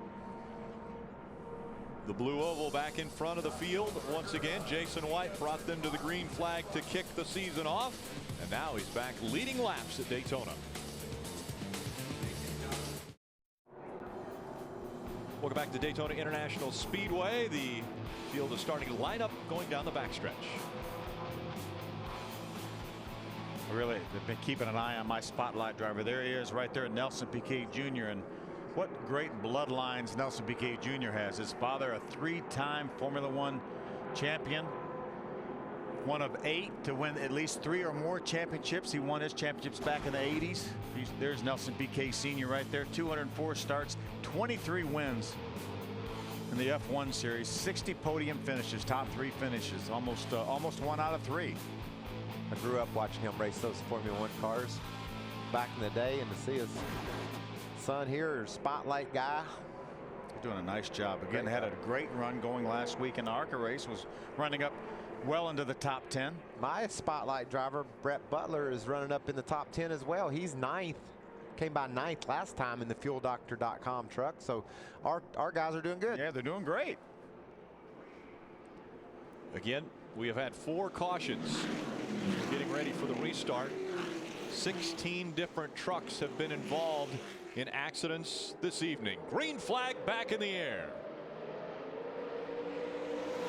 Jason White on the inside, Timothy Peters on the outside. Tom Bodine on the outside pushing Timothy Peters. Mike Skinner on the inside pushing Jason White. See that neon green truck, the yellow truck of Matt Crafton? He's starting to creep a little bit closer to the front. He knows we're past halfway. The field's been narrowed down quite a lot. You think he's comfortable to run up there now? I think he thinks that maybe most of the wrecking is done. I think there's one more. there might be. I said most of the wrecking's done. You're right. Right. Hey guys, just to give you an update on Timothy Peters on that last round of pit stops, they did fuel only. That helped him get in that position to be up front, and he and Mike Skinner have communicated back and forth through their spotters saying, I think these 2 trucks go together pretty well. Let's hook up and see if we can get to the front. As oftentimes happen, you can have a plan like that and somebody gets in between and it doesn't work. Right now, Timothy Peters on the outside. He has Ty Bodine right behind him pushing him. Mike Skinner now on the inside behind Jason White. Todd Bodine's on board looking forward. There's only 4 trucks in front of him. Look at Mike Skinner pulled up, saw that Timothy Peters was coming, pulled up in front of Timothy Peters to jump in that outside lane. Jason White not sure which direction to go right now, if he needed to block early on or hold to the yellow line on the bottom. He got a pretty good shove from Max Pappas and still battling for that lead with Mike Skinner. Looked like he wanted to drift up there in front of Skinner, but then decided to stay down on the low side, and looked like it was going to work for him, but that outside line's got a good run. Looks like Skinner will lead. How about teammates back about 3 or 4 rows back? Johnny Benson, 95 on the outside. The 46 of Dennis Setzer on the inside. Brand new race team, Team Gill Racing. Gil Fenton involved in that race organization. The 23s drop back to the 4th spot now, but here comes that yellow number 88 of Matt Crafton, Ray. And Rick, he's a little worried about waiting too late to get to the front, but as you guys speculated earlier, it was definitely a strategy move for him to get away from that big front group. And I walked down and asked Bud Hafele, his crew chief, is this on purpose? He said, absolutely. We wiped out 2 trucks on the very first lap from Thorsport, so we want to keep this one in and get to the finish. So Crafton been hanging back there in the back, but now Matt getting a little antsy. He said, I think maybe we better go see if we need to get to the front and see if one more pit stop we need any adjustments. He's got a great truck right in front of him and Kyle Busch, so if he and Kyle Busch would work together, they could make their way to the front. Again, Kyle Busch being scored 18 laps down. Matt Crafton has never had a top 5 finish here at Daytona. He's had a couple 8th place finishes. You know, Chevrolet's never won here in Daytona, and it's not looking it's not looking great tonight either, is it? Right now, Matt Crafton is the leading Chevrolet. Chevrolets were so strong early with Hornaday and Elliott Sadler. Ty Bodine gets a little squirrely in the middle of turns. Sideways. 3 and 4 there. It looks like flat tire. He's got a flat tire on that number 30, or that's the way it looks. He's slowing way down. Matt Crafton has to slow behind him. As he slows down, the 6 of Donnie Neuenberger goes right down pit road. And that's legal if Donnie will slow his speed down. We saw Carl Edwards do that back in 2004, came back and won the race. Donnie Neuenberger's going, wow, what a ride. There's Ty Bodine's casing from his tire. What a great job by Ty Bodine to get to pit road. That was his goal. But what a great job by Donnie Neuenberger to use that pit road in order to keep from causing a wreck. Right. Sometimes it just works out right, guys, and Todd says, get ready, here I come. He rolled in, got tires on that one. They'll go back to the racetrack, and it looks like he may be able to stay on the lead lap. How about Johnny Benson out front right there, our 2008 champion. Oh, Skinner wiggling coming off the corner. Everybody's wiggling. It's a job out there. These trucks are a handful. Johnny Benson, what a run he is having. How about the ride that Donnie Neuenberger had? Now that was legal. NASCAR has told them if you get forced onto pit road, all you have to do is slow your pace down. Just don't maintain your pace. Slow your pace down until you get back out on the racetrack, and that's exactly what he did. Yeah, NASCAR said that was just perfectly fine. Nice job. And you know what you like is Donnie was heads up. He saw issues. He knew that was an option, and he took it. Great job. There weren't many other options than that one, though. Going that speed. The grass may have been an option. That's not a good one. We've seen that happen a couple times this week. The high line has our leader, Johnny Benson, in the number 95 back in front. Again, the 18 is 18 laps down. Johnny's getting all loose up there, too. Yeah, these trucks are really wiggling all over the racetrack. They're a handful. There's no question about it. Mike Skinner running second, just behind the 95. The 17 of Timothy Peters running third. Take another look at what happened to that 30 on the right side of your screen. Todd realizes he has a flat tire. He jumps up to the high side. Matt Crafton gets hung in behind him, and then Donnie Neuenberger comes along there and as you mentioned, has absolutely nowhere to go but down pit road. And then Todd's tire came off right as he was getting to the commitment line on pit road. Carcass of the tire comes off. He was running in the 4th position when that happened. Now he's being scored 18th. Ray. Johnny Benson said on the radio just recently that maybe they've got the front end of this truck just a little bit too low. As he rolls through the bumps in the center of the corner, he said it's really a handful, jumping around all through the center of the corner. The main thing about Ty Bodine's move there, Rick, he got right to pit road, and he stayed on the lead lap. He's about to go a lap down. These trucks are gaining on him quickly, but then he'll be in a position to get the Aaron's Lucky Dog. So he saved himself at least a lap by getting to pit road the way he did. It was a little bit hairy there for a couple of guys, but for Todd, it was the right move to make. And really still in contention for this win. Certainly. Closing rate. So amazing. Oh, Mike Skinner gets wild. He gets into the outside wall, trying to keep it off the inside line. He goes into the outside wall. Jason White slows, and looks like there was no contact, but a very close call for him. The caution has come out once again. Back straightaway. Back straightaway. Going straight. Going straight. Straightest part of the racetrack. Looks like Jason White might have got into the outside wall ever so slightly. Just a couple trucks involved in this one. We saw the 39 of Ryan Sieg making some contact with one of the trucks out on the racetrack. But how about Mike Skinner? Such a strong race truck tonight, and this is the way it's going to end. We add more trucks to the carnage. Bump drafting. Yep. Timothy Peters pulls up to the back bumper. Gets a hold of him and doesn't let him go. Yep. Into the wall, and then right back into the wall, and then coming in here, the 39 is trying to stop. Oh, both those guys. Jason White gets into the outside wall. Looked like lightly, though. He might be okay, but he definitely got into the wall. There's another view here from the now, do you see turn 3 camera. You see how different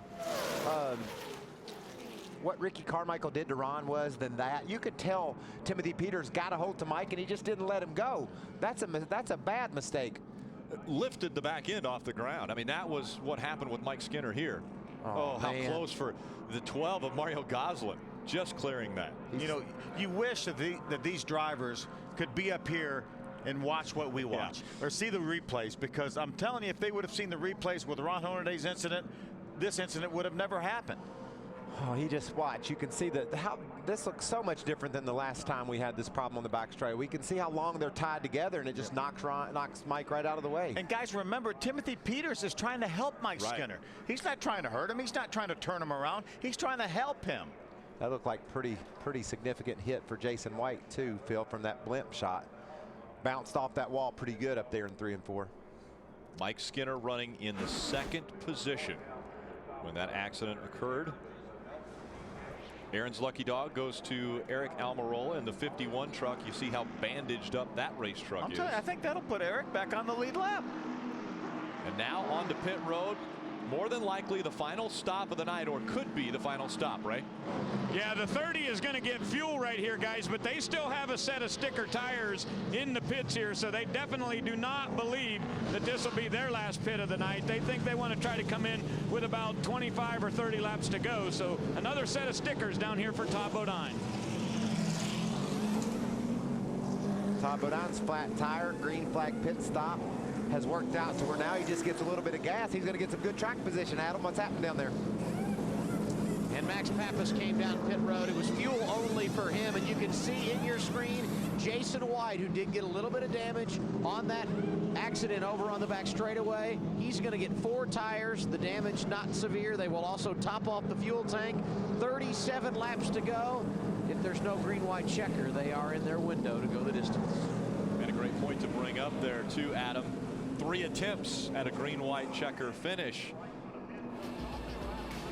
The reason we're under our 5th caution of the night. That 5 on the outside cannot continue going straight when the 17 lifts his rear tires off the ground. Welcome back to Daytona International Speedway. The Nextera Energy Resources 250 under the 5th caution of the day.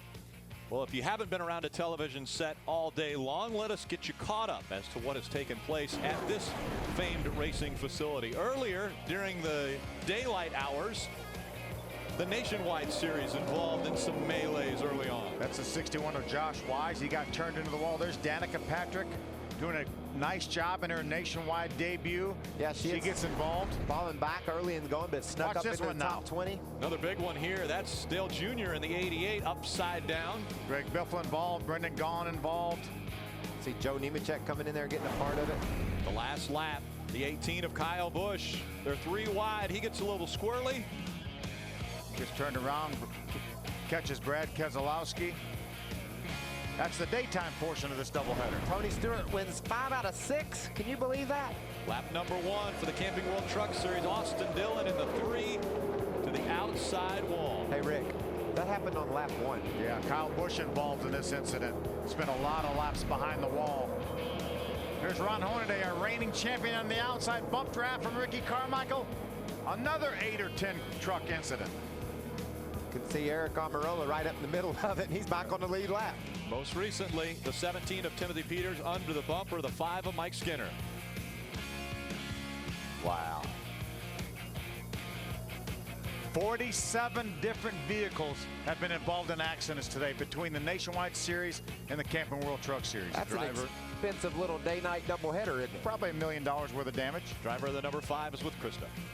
Yeah, Rick, and the crew is thrashing behind us right now trying to get this truck back out there. And Mike, it's an art, bump drafting. Was there anything artistic about that? Well, when the bumpers don't line up, it's pretty hard. And, 17 and I had been working really well together, but he just gave me a little too much of a push there. And, that's not what triggered it. What triggered it is we had another Toyota teammate out there 20 laps down pushing a Ford.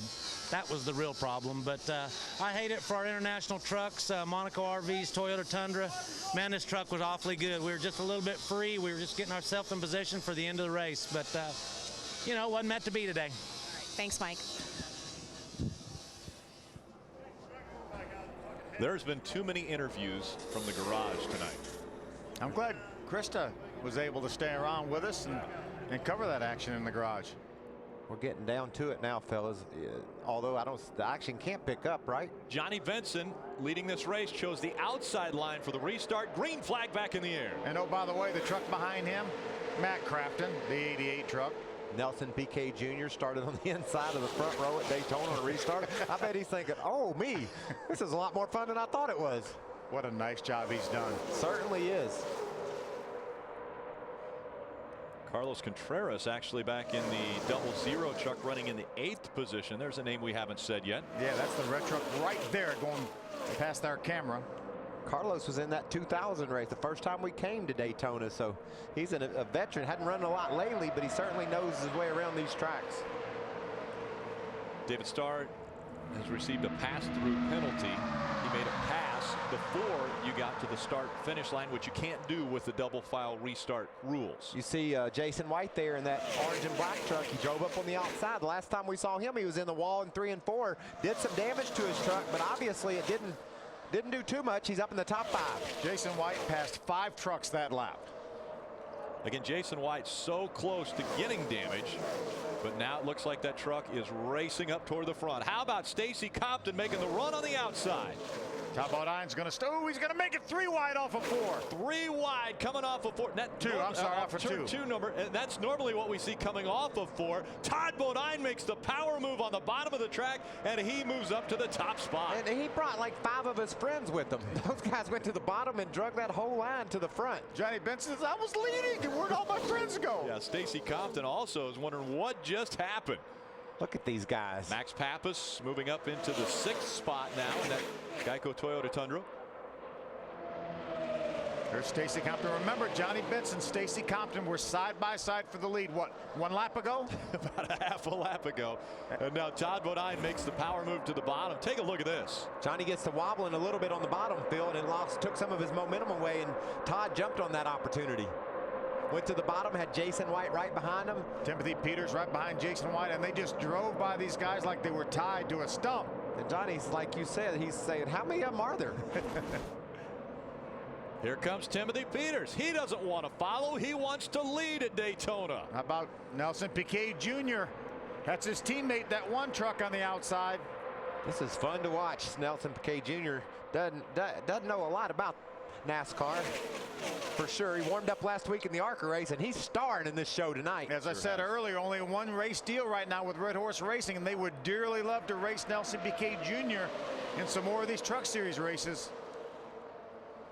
On Thursday, he was walking through the garage introducing himself to the other drivers, saying, hey guys, I'd love to race with you guys, and by the way, my name's Nelson Piquet Jr. Adam. Prior to that last caution, Rick, Jason White had dropped back out of that lead draft. He just wanted to be careful. He saw a lot of guys driving out of control. They warned him, don't lose the draft. Well, under the caution, they discussed the situation again. Jason said, I'm not concerned. I can drive right by these guys when I need to. He started on the pole, and with just over 30 laps to go, he's hanging in, running 2nd, Ray. And Adam, you noticed about 3 laps ago, the 88 was right up front. Guess what? Where is he now? Just tilling around there in the back. Matt Crafton said, my truck's good enough. We'll be ready to go. Let me know when there's 7 or 8 laps to go. Until then, I don't want to be around that 2 wide racing. Wow, that's a bold move to think you can just go up through there with 7 or 8 to go. He's 6 seconds behind race leader, and I think he needs some help around this racetrack to get that type of gap closed. He's a little bit over optimistic with that statement. Someone that has been very confident and has loved his truck and bet anybody would bet him that he was going to be on the darn pole with Jason White. And look at him, 2nd spot right here late in the going. Todd Bodine trying to make it 3 consecutive wins from the World Center of Racing. Out in front of the field once again, Daytona.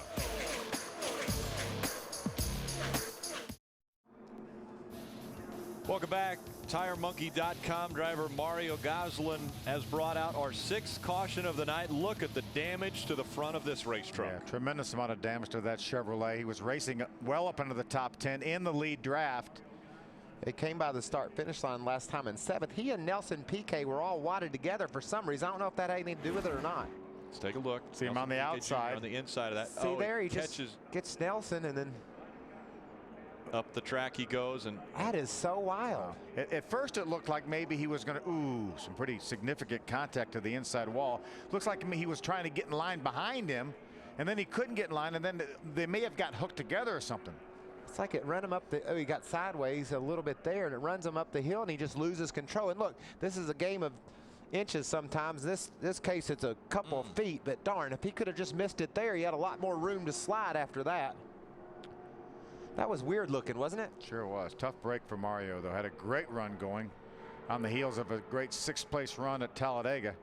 Check it out here. If he could just not hit there. Whoa, and that thing hit hard, too. Head on. Luckily, everybody did a good job of getting her locked down and keeping it from coming way up in the road. Tire monkeys. There's Mario Gosselin. Great sight. Yeah. Climbing out of that race truck. Take a look at this real time. See if we can figure this out, Phil. They get together once, and maybe it just gets them up too high in the tri-oval. We've seen cars go through the tri-oval, you know, way up high like that before, right up against the walls. It might have knocked him out to the right, and then when he's turning to the left to gain control, it just spun out with him. Here's another look here. Remember, that's Nelson Piquet on the inside. Looks like I thought Mario was going to try to get in that hole right there. Didn't quite make it. Hard contact with the inside wall. Hard to explain. And again, great to see Mario Gosselin climb out of that race truck. Did a nice job of keeping those brakes held and not allowing that truck to slide back up into the outside wall in front of traffic. You're exactly right. We've seen that so many times before, but Mario was able to keep it down. Aaron's lucky dog will go to Taylor Malsom. And right now he is 7 laps down, and it will get one of those back, and he'll be 6 laps down. Taylor Malsom scored in the 19th position.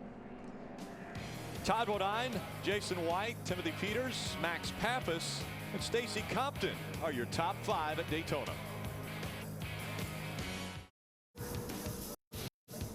Welcome back to the Nextera Energy Resources 250. Our aerial coverage brought to you by DirecTV. DirecTV, change your life. Call 1-800-DirecTV.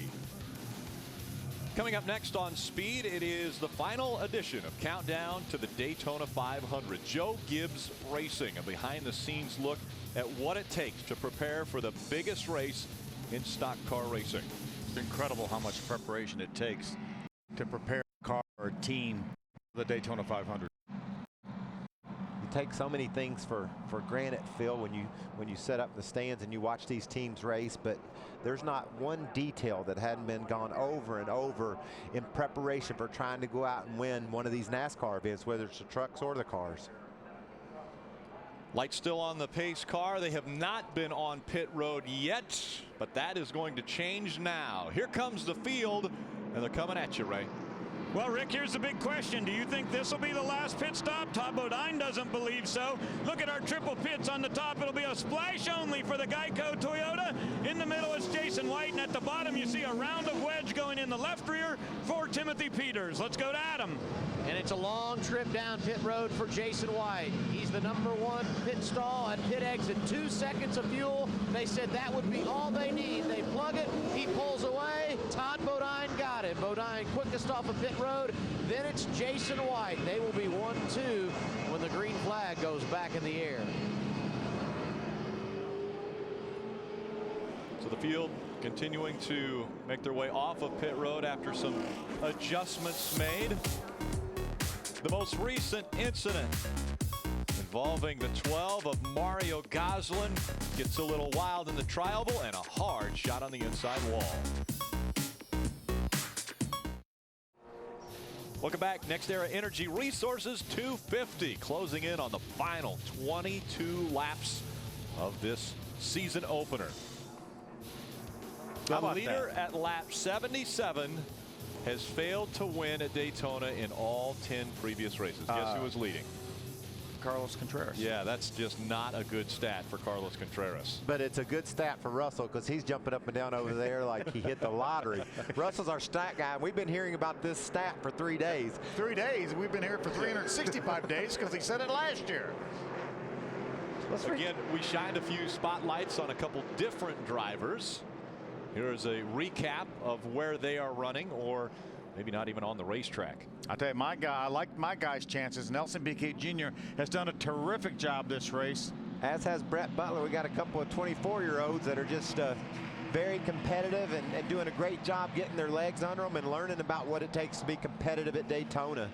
So it's fun to shine your light on someone and see them race all night long and follow their progress. How about this front row on the restart? We have Carlos Contreras on the inside, the 00, and Donnie Neuenberger, who made a 180-mile-an-hour dash down pit road a few laps ago. And right behind him, Todd Bodine. They probably haven't done this too many times. They probably have not led the field to the green flag. It's out in the air, and we're back to racing. Again, you can't pass until you cross the start-finish line, and right now Donnie Neuenberger is dropping back. Here comes Jason White on the outside. He will lead as they go into turn number 1. Going to bring Max Pappas with him. Todd Bodine lined up right behind Max. Here's Johnny Benson in the 95 truck. Here comes Timothy Peters in the 17. Field getting through turn number 2. Down the back stretch they go. Mario Goslin was checked and released at the infield care center. Max is going for the lead with help from his teammate. Don't push him, Todd.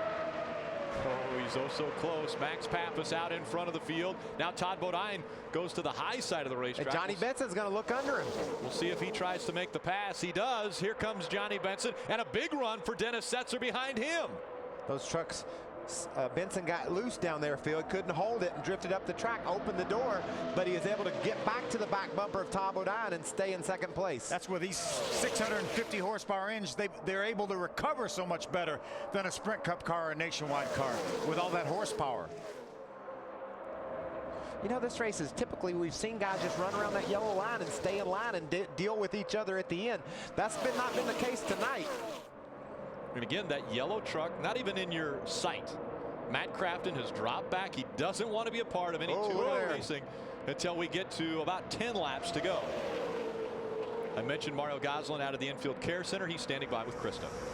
And Rick, he is okay even after that hard hit. I know your sponsor is Tire Monkey, but it looked like your truck was getting a little squirrely there right before that hit. What happened? Yeah, it's a shame. We had a fast truck. We lost third gear early, but we need all them fans out there that need tires for their cars and trucks to go to TireMonkey.com and buy some tires, because we're going to need some money to fix this truck. But no, it's a shame. We had a fast truck. We lost third gear early, and that kind of messed us up. But you know, I was trying to make something happen on the outside there, and you know, trying to side draft a little bit, and just the air kind of got me out of shape a little bit into the truck below me. And once we touched, you know, it just turned me, and just trying to make something happen on the outside. Nobody wanted to go with me, so I was trying to do it all on my own. But my TireMonkey.com, you know, Chevrolet Silverado was awesome. You know, we'd have probably finished top 5 pretty easy there, but it's pretty torn up now, so we need to sell some tires so we can fix it. All right, thanks, Mario. Look who's leading. Dennis Setzer in front of the field at Daytona. How about that? Another guy that was here in 2000, Phil. Been here for many years racing this truck. Every one of them, right? Every one of them. One of 4. Oh, Wiggles goes below the yellow line. Now he can do that. He didn't improve his position, obviously. Push down there. That's what happened. And here comes Todd Bodine on the high side. He gets in front of the 60. Oh, tire smoke on David Starr's number 81. We saw that earlier. It looks like it's coming back. A problem for him. You know, He's still 14 laps down. These guys are probably going to get frustrated with Kyle Busch. We're getting into a little bit more bumping and banging here. That time it was Max Pappas into the 95 of Johnny Benson. I think Skinner said something about him in his interview, and you know, when you're 18 laps down and you shove the leader out of the way, that's not cool. These guys are trying to win a race. He needs to pull over and get out of the way. Side by side for the lead. Remember that 18 truck in front is Kyle Busch. He's many laps down. 17 now in front of the field. Oh, wow, Dennis Setzer got loose. Sideways just behind the 18. Johnny Benson right behind him. On the outside, it's that 30 of Todd Bodine. I'll tell you, if that's not a perfect illustration that these trucks are not easy to drive here, Michael. No, we've seen that all night. That's why 20-some of them are over there, have been in a crash. Yeah, and just remember in practice, Phil, those trucks running second and third there, they both crashed. Look at that outside line get a run, though. Todd Bodine leads them. Stacy Compton, the 60, and Timothy Peters propelled Todd right by Kyle Busch. Toyota Tundra's lining up. They've got the outside line pretty much dominated. You know, we talk about Jason White's truck being a Roush Fenway truck that was Colin Brown's backup here in February. The truck Johnny Benson has, the 95 truck, is the actual truck that Colin Brown ran here in February. Todd Bodine back in front. We have seen this so many times. Bodine leading at Daytona. Just behind him, Stacy Compton. We've got to slip away for one more break before we see the checkered flag at Daytona. Just as we hit the point of no return and headed for commercial, Max Pappas gets involved in our 7th caution of the night. Easy. Okay. We average that many, you know, Phil. Yeah. About 7 cautions in a race. Let's take a look at what happened. Watch Max on the outside. It's like it's more of the bump drafting. Going to be some more bump drafting. Is it Nelson Piquet Jr.? Nelson Piquet Jr. in the number 1. Wow. I just wish these guys had the advantage of watching all these replays and all these incidents. Max had such a great truck, had led this race, had raced up front, and unfortunately that Geico Toyota's not going to be around for the finish. Both those guys raced a little bit of Formula One, Phil. I wonder if they ever had problems over there. You could see Nelson's front end was moving toward the inside of the track when he actually bumped Max, which certainly isn't the way to go about doing that. Got a bit of a Formula One connection there. Obviously, 3-time world champion Nelson Piquet, father to Nelson Piquet Jr., and Emerson Fittipaldi, former world champion, I think maybe a 2-time world champion, is Max's father-in-law. Luckily for us, that was just a one-truck accident. We've seen the other bump drafting accidents result in multiple trucks over in the infield. But we're running out of trucks to involve in these incidents. Again, rule changes for 2010. 6 men can go over the wall. You can change tires and fuel on a pit stop. They're working on 9 back onto the racetrack after such an impressive performance up to this point for Max Pappas.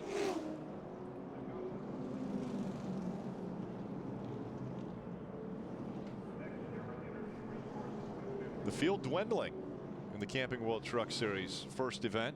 We're down to 16 trucks on the lead lap right now. We had the trend started on lap 1, Rick. Yeah, we 2 big wrecks, and this one was the first as they're entering turn number 3. This is the only one that didn't have anything to do with bump drafting. Austin Dillon gets a little bit squirrely, takes Johnny Sauter up into the outside wall. Kyle Busch gets a pretty good piece of it. Spends about 18 or 20 laps behind pit wall. Yeah, 9 trucks involved in that first one as well as the second one. Here's the bump drafting by Ricky Carmichael in the 4. And that just shows you how little of a hit can cause such a big mess. Hornaday, Elliott Sadler involved in this one. Eric Almirola, who by the way is still on the lead lap. And then Max Pappas involved in our 7th caution. A lot of damage to the right front. There's damage to the rear of that truck, and it looks as though they'll push it behind the wall to do some more work. Yeah. We're gonna have to. These guys are gonna have to do a lot of work. So they quickly. How are we gonna get to Atlanta? I'm worried about getting everybody repaired to get over there. Yeah. Let's see if we can chat with our pole sitter, Jason Austin White. Dillon coming back out on the track. Hey, Jason White, Phil Parsons up in the speed booth. You have a copy? I got you, Phil. You've had that thing up front this entire race. You're running 6 right now, Jason. The laps are dwindling. Do you know what you need to do to get by those Toyotas up there?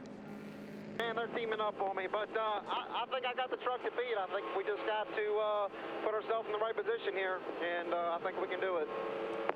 Tell you, Jason, those trucks look like they are a handful out there. We see them jumping around, going through the bumps, and the bump drafting today has not worked at all. Yeah, they are a handful, this new shock package, but man, the team has given me, this Gunbreaker.com Ford, the team's given me a great truck, and we'll see how it plays out here. We'll see if we got something for them. All right, buddy, you've had a great run so far. Finish it off. Thanks, Phil. I guarantee you there's a whole restaurant full of people over in Cornelius, North Carolina. They're at Red Rocks that are cheering for Jason. They all gather there and support Jason. Everybody's a big fan of White because he's such a good dude, and he's got a lot of fans watching. There'll be some Joe Gibbs Racing folks that'll probably be there watching the countdown to the Daytona 500. Joe Gibbs Racing, that's coming up next right here on Speed. The final episode as the 500 gets underway tomorrow. Ray. Well, Rick, at the top of the show, I told you about this particular truck that Todd Bodine is driving. It's chassis number 58, and what an incredible pedigree it has. And Todd has said this thing has been perfect all night. They do have a set of sticker tires down here in the pits. I just asked Mike Hillman Jr. if he's going to get them. He said, we just got to play it out and see how it goes here. But right now, as good as Todd's been and happy as he is with that truck, we plan on possibly staying out. Adam? And speaking of tires, Ray, Stacy Compton will restart second to the outside of Todd Bodine when the green flag goes back in the air. They did not want to save that set of tires. They wanted to put them on. They came for 4 tires and fuel at lap 76. His tires a little fresher than the others. We'll see if that pays dividends for that Truck Series veteran over the course of the last 13 laps. Whew. I hope the bump drafting's over with. I hope it is too, and I hope Todd Bodine don't plan on coming to get tires. He doesn't, does he? Surely not. It's only 13 laps to go, Rick. Green flag back in the air. Todd Bodine, Stacy Compton, Timothy Peters, Dennis Setzer, Johnny Benson, your top 5 as they go toward turn number 1. And let's watch Matt Crafton. He's been telling us his plan all night long. Let's see how that works out. Surely he's not going to wait any longer. Looks at he's getting pretty racy right now. Thinks he has a truck that can move to the front. We haven't seen it yet, but he's been laying back, hoping to avoid any incidents that might take place in front of him. And up to this point, it's worked. A couple Toyotas hooked up front. Todd Bodine, Timothy Peters, the Ford of Johnny Benson right now running third. There's Jay White, another Ford side by side for the 4th position with Stacy Compton. Look at Matt Crafton up into the top 10 for the first time. Crafton staying on the bottom line. He's the yellow 88 truck. Right behind Nelson Piquet Jr. Great effort for the first time for Nelson Piquet Jr. And Donnie Neuenberger just behind him in the number 6 truck. Also a great run for that team. There's Eric Almirola. A lot of damage to that truck involved in that second incident, I believe, and still on the lead lap. See Dennis Setzer looking down there under the yellow line, wondering what was going on ahead of him. As you see, the trucks are starting to bunch up. When you do that, you see a guy shoot the outside, and that guy's Matt Crafton. Matt Crafton making the run on the outside. How about that run for Crafton? Still down there. He needs some help, Rick. He needs somebody to get up there with him. See, Ron Hornaday's back on the racetrack. You see a lot of damage to that truck. It was early for him when he had the problems, and you just heard him say, still a lot of time. Still a lot of time being told to Matt Crafton. Crafton looking for his 2nd ever win in the Camping World Truck Series. His first came 2 years ago in Charlotte. Had a great run on the outside going in turn number 3. Got by a couple 3 trucks, but now is stalled out, running side by side with Nelson Piquet Jr. Elliott Sadler also on the racetrack. You see him on the left side of your screen. He's 21st, also numerous laps down. Elliott was in that second big one with his teammate Ron Hornaday. Your top 5 has spread out in the front of this field. The 46 of Dennis Setzer running 5th. And our pole winner in the 23 running in the 4th spot. Adam? And you just mentioned Jason White in that bottom groove running in the 4th position. He said, let me know when the high lane starts coming. I'll jump out and go with him. I can make it work. 10 laps to go. We'll see if Matt Crafton can get up there, and if he can, if Jay White jumps in front of him and can use the draft to his advantage. You know, I do pretty good for about 75, 80 laps, but my heart's beating like I'm out there driving because I know what lies ahead. These guys are going to have to start really taking some chances. We've seen innocent bump drafting cause crashes, but now we're going to see guys that are trying to win at Daytona, and that could cause the big one. Crafton's going to pull up beside Dennis Setzer. He's gained a little ground. He's gained a couple truck lengths. Here goes Jason White to the outside. Jay White has moved to the outside. Ooh, I don't like that move. He didn't. They didn't have enough momentum when he got there. They weren't close enough to him. That wasn't good. Michael, you want to catch your breath? Let's listen in to these trucks as they make their way around this 2.5-mile super speedway.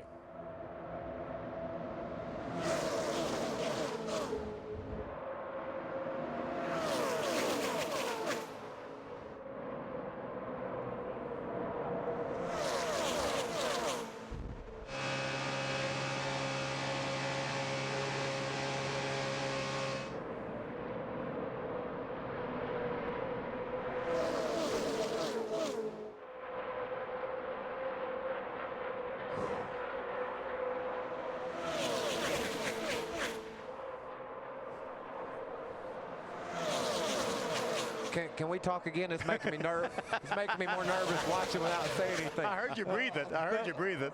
I like let me say that I like what Jason White did. He took a chance, he got it. I don't like when he did it, but I like what he did. And as he marches around here, he's starting to gain it back now. He's all the way up to Johnny Benson. Oh, Benson sideways, able to save it. Matt Crafton avoiding now. Jason White goes down to the bottom. We'll see if Crafton follows him. He tried to, but there wasn't a hole there. Bump draft by PK into Dennis Setzer. 46 of Setzer, a little squirrely. Jason White got down on the side of Johnny Benson there off turn 2, Phil, and called Johnny to get loose. Worked out great for Jason. He picked up a spot. Now he's third. Stacy Compton behind the 88s of Matt Crafton. Crafton trying to time it out just right to get that run to get to the front. 7 laps of racing to go at Daytona. How about Brett Butler, your spotlight guy running there He's in a battle for the top 10. He's in the lead draft, man, trying to win a race. J.J. Yaley also brand new race team. J.J. Yaley battling for a top 10 run in that 0-1 truck, the black and blue one. Currently running in the 11th spot, trying to break into that top 10. Again, the outside line being led by the 88 of Matt Crafton. He has laid back this entire race. There's a closer look at that 0-1 of J.J. Yaley. Going to go to the outside of Brett Butler. See Johnny Benson behind him. Look at all the ground Johnny lost when he got sideways 2-3 laps ago. You know, if you think about Brett Butler, he qualified back in 27, and to be able to hang around and be a part of the top 10 here with just 6 to go at Daytona, 24-year-old kid hadn't ever seen this place before. This is valuable for him to see all this. How about Donnie Neuenberger? Really impressed with him. He's just outside the top 5 in that red and white number 6 truck. There's so many good stories up here in the top 10 as we race toward that checkered flag, but the best story is going to be what these guys up front do. Dennis Setzer's hood's flopping loose there. At 46 of Dennis Setzer. Remember, he had damage from that practice crash a couple days ago. I hope that thing will hang in there for a few more laps to get a chance to try to win this thing. Setzer running in the 4th spot. Out in front, Todd Bodine. Timothy Peters just behind him in the 17. See the hood there? It's precarious. It might hold in there, Phil. It's going to be close. Looks like it still has at least 4 pins in it. That should hold it. You know, we saw Todd Bodine jump a little high off turn 4 there. You got to stay down there on that yellow line to hold that lead. Into the wall coming out of turn number 4. One of the trucks got into the wall. Now he makes the hard left turn. That's the 39 of Ryan Sieg. Still staying green, guys. He is off the racetrack. Green flag still out. NASCAR's looking at the racetrack, still green as of now. They'd love to let this thing finish under green. 5 to go. Todd Bodine out in front of Timothy Peters. Then it's Jason White, Dennis Setzer, and still trying to make the outside line work is Matt Crafton in 5th. Do you think Matt Crafton, if he's not able to advance any farther, is he going to say that maybe I waited too long? Certainly a possibility. Ray, is the 30 strategy going to work out to win another race at Daytona? Well, I think they're in the catbird seat there, Rick, no doubt about it, but I wish you could hear Todd Bodine's radio. His spotter is Jimmy Kitchens, and Jimmy's been driving for about 15 years. He's so calm and matter-of-fact, giving him the information. He had told him about Jason White going to the outside. He told him where that second line was working. Very good information coming down from the roof to help Todd Bodine know what's going on behind him when he's out in the front of the lead. Adam? A little surprising, but for a young driver, Jason White has been a good leader on his radio, and he just came and said, if the 46 will go with me, he will get a Christmas card, referring to Dennis Setzer, who's right behind him, as once again the outside lane starts to rally. Yeah, Dennis can't go anywhere right at the moment, Adam. They're coming up the outside with Matt Crafton, Nelson Piquet Jr., and Brett Butler pushing hard toward the lead. Dennis Setzer looked like he might think about peeking in front of that number 1. Here comes Dennis Setzer. He makes the move. 3 laps of racing to go to the outside of that 23. Not going to be able to make it work. Drops back in line, back to 4th. Jason White holding on to the 3rd spot. Todd Bodine hugging the double yellow line. Just as you mentioned, Mike, he doesn't want to leave an opening down there. He needs those guys right there, PK and Crafton, really need someone to try to make something happen up there in the front. This lead pack has separated themselves from the rest of the field, making their way around the 2.5-mile Daytona International Speedway, coming to the line for just 2 laps of racing to go. Half car way back to the 17. He's got the 23 and 46. Oh, Crafton lost a lot of ground there. Now he's hung in behind Stacy Compton. Look at Johnny Benson, 3 wide on the outside. Nelson Piquet Jr. in the middle. He's able to get back down to the bottom of the racetrack. It's 2 wide back behind. Down the backstretch once again. Time is running out for Timothy Peters, for Jason White, for Dennis Setzer. When will they make their move? You know, last year Kyle Busch was sitting right where Timothy Peters is, and he couldn't figure out how to win this darn thing. We'll see if Peters and White and those guys can figure out anything to do with Todd Bodine. A huge run for Stacy Compton in the 60. It looked like that 88 of Matt Crafton gave him a good push. And then he jumped to the inside behind Setzer. The white flag in the air. 1 lap of racing to go. Todd Bodine trying to make it 3 in a row from Daytona. Timothy Peters wants to win on a super speedway, running second. Still in line. Timothy Peters it'd be ideal if he was a truck length or two behind him, Phil. He can't get a run stuffed right on his bumper. He'll just push Todd. He needs some momentum. Down the backstretch. Look at Jason White moves out of line. Timothy Peters moved out. Todd Bodine scrapes the wall. Timothy Peters goes to the bottom of the racetrack to take the lead. Todd got hit, went high, but kept his foot in the gas. Can he rally from the outside? Jason's helping him on the outside. Side by side, coming through 3 and 4. The tri-oval is all that is left. A little contact. Timothy Peters is wild coming up to the line. Timothy Peters is going to win at Daytona. They crash behind him. Todd Bodine crossed the stripe in second, got sideways, and now Johnny Benson is in him. Wow. What a great job by Timothy Peters. Timothy Peters took advantage of Todd Bodine sliding up the racetrack. He got knocked up the racetrack. And Todd Bodine comes home in second. Timothy Peters wins at Daytona. Unbelievable. We talked about him coming into his own last year. Well, he put a exclamation point on it tonight. The 46. Thanks, guys. It was a great experience. Yeah, I guess. Nelson Piquet Jr. finishes 6th. Matt Crafton with his strategy comes home in the 5th position. Jason White, our pole winner, was 4th. Donnie Neuenberger shot down pit road 180 miles an hour, rallied to finish 9th. Great top 10 finish for him, just outside the top 10, Brett Butler at 11. Let's take a look at this crowd coming out of turn number 2. Jason White made the first move. I applaud him for this. He got a run. He said, I'm going somewhere. Timothy said, well, I want to go with you. And he gets Todd, hits Todd in the back, sends Todd up high. Todd fought back, though, never let it off the throttle. What about Todd? Sideways, heading toward the outside wall. Wide open, baby. Thought maybe right here Todd might have had an advantage on the outside, but he went a little bit wide, lost about a half a truck length. And then the reason why Timothy won, look, Dennis Setzer, he's pushing him, giving him the momentum he needed to stay ahead of Todd Bodine. Another amazing finish from Daytona International Speedway. That was amazing, Rick, you're right. And Timothy Peters goes to victory lane in Daytona. Hey, he knows how to pick them. He lives in Martinsville. He won there. Daytona's the biggest race. Heck, I'll just win there.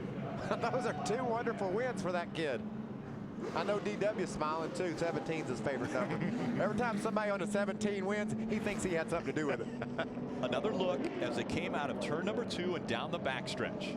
Jason White moves to the outside. Timothy goes to block him, and when he did, he just touched Todd. Todd may have even been going up to the outside to block as well. You got that right. Todd went up to block. That's how it's supposed to work right there. Everybody just trying to get the real estate that they need to win. Nothing wrong with that racing. Timothy Peters grabs his 2nd win in the Camping World Truck Series, and how big of a victory this is. And I thought Todd was going to save that truck right there, and that was going to be an incredible save. Look at Todd. He's over there trying to get a hold to the side of Timothy Peters to try to side draft him, but Dennis Setzer is right on Timothy's tailgate, pushing him to the victory. I bet you Timothy's saying, boy, I'm glad Dennis was bump drafting me there. What do you think? That's right. That is the 3rd last lap pass at Daytona International Speedway for the Camping World Truck Series. In 05, Bobby Hamilton did it over Jimmy Spencer. Look at that wad of trucks. Maybe they weren't 3 wide at the finish, but there was how many trucks within a second? Well, there were 10 trucks within a half a second. Yeah, within a half a second, 10 trucks crossed the start-finish line. Look at this. This is a great shot. Check this out. There's Timothy. Here comes Todd and Dennis. Almost a photo finish for second. Look at Jason White all up underneath the Todd's truck. And there's Crafton. Nelson Piquet Jr., Stacy Compton. There's Johnny Benson. Johnny's going to take a ride through the grass here in just a second. There's Donnie Neuenberger. J.J. Yaley on the outside with a new team. And there's Brett Butler in 11th place finish. Look at this glob. You're right, Phil. What a great finish. And Russell smiles. It does not.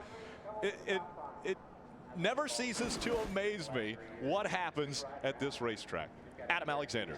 Back-to-back win for Todd Bodine at Daytona and just missed 3 in a row. What was the difference at the end, Todd? No difference. I mean, you know, you're sitting duck leading. I saw the replay as I sat down there in the mud. Timmy just did it right. You know, he went the outside. I had to block, and he came back under. It was a great crossover move. I mean, he did exactly what he was supposed to do. You know, the truck was fast. I mean, it was a race of survival tonight. You know, we got that flat tire. Got fortunate to get right on pit road. Didn't lose a lap. Here's the replay. Yeah, here's the replay. Yeah, it's just, he got in the back of me, got me up. I was going to come back down, but, you know, he did what he had to do. He's a great race car driver. He's a good kid. And if I had to lose, he's a good one to lose to. But the Geico Tundra was fast. Fast like it always is.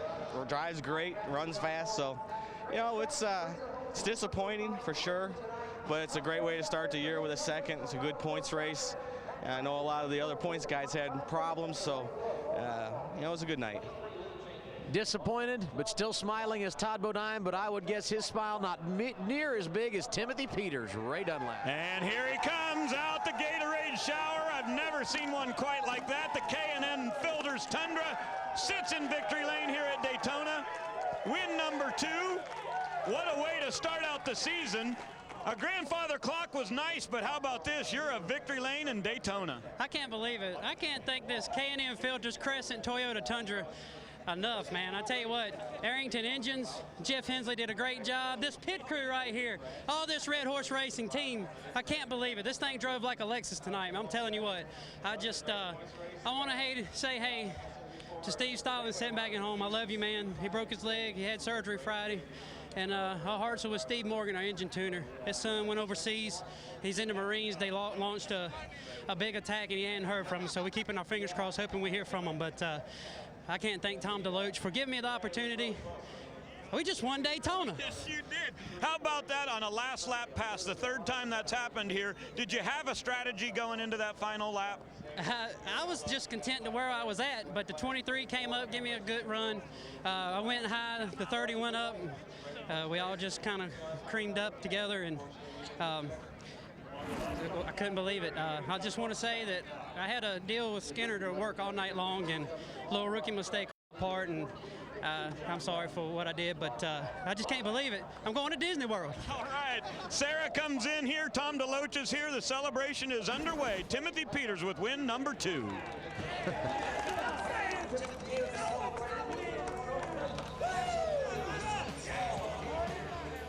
There will be smiles on the faces all night long. Timothy Peters wins at the World Center of Racing.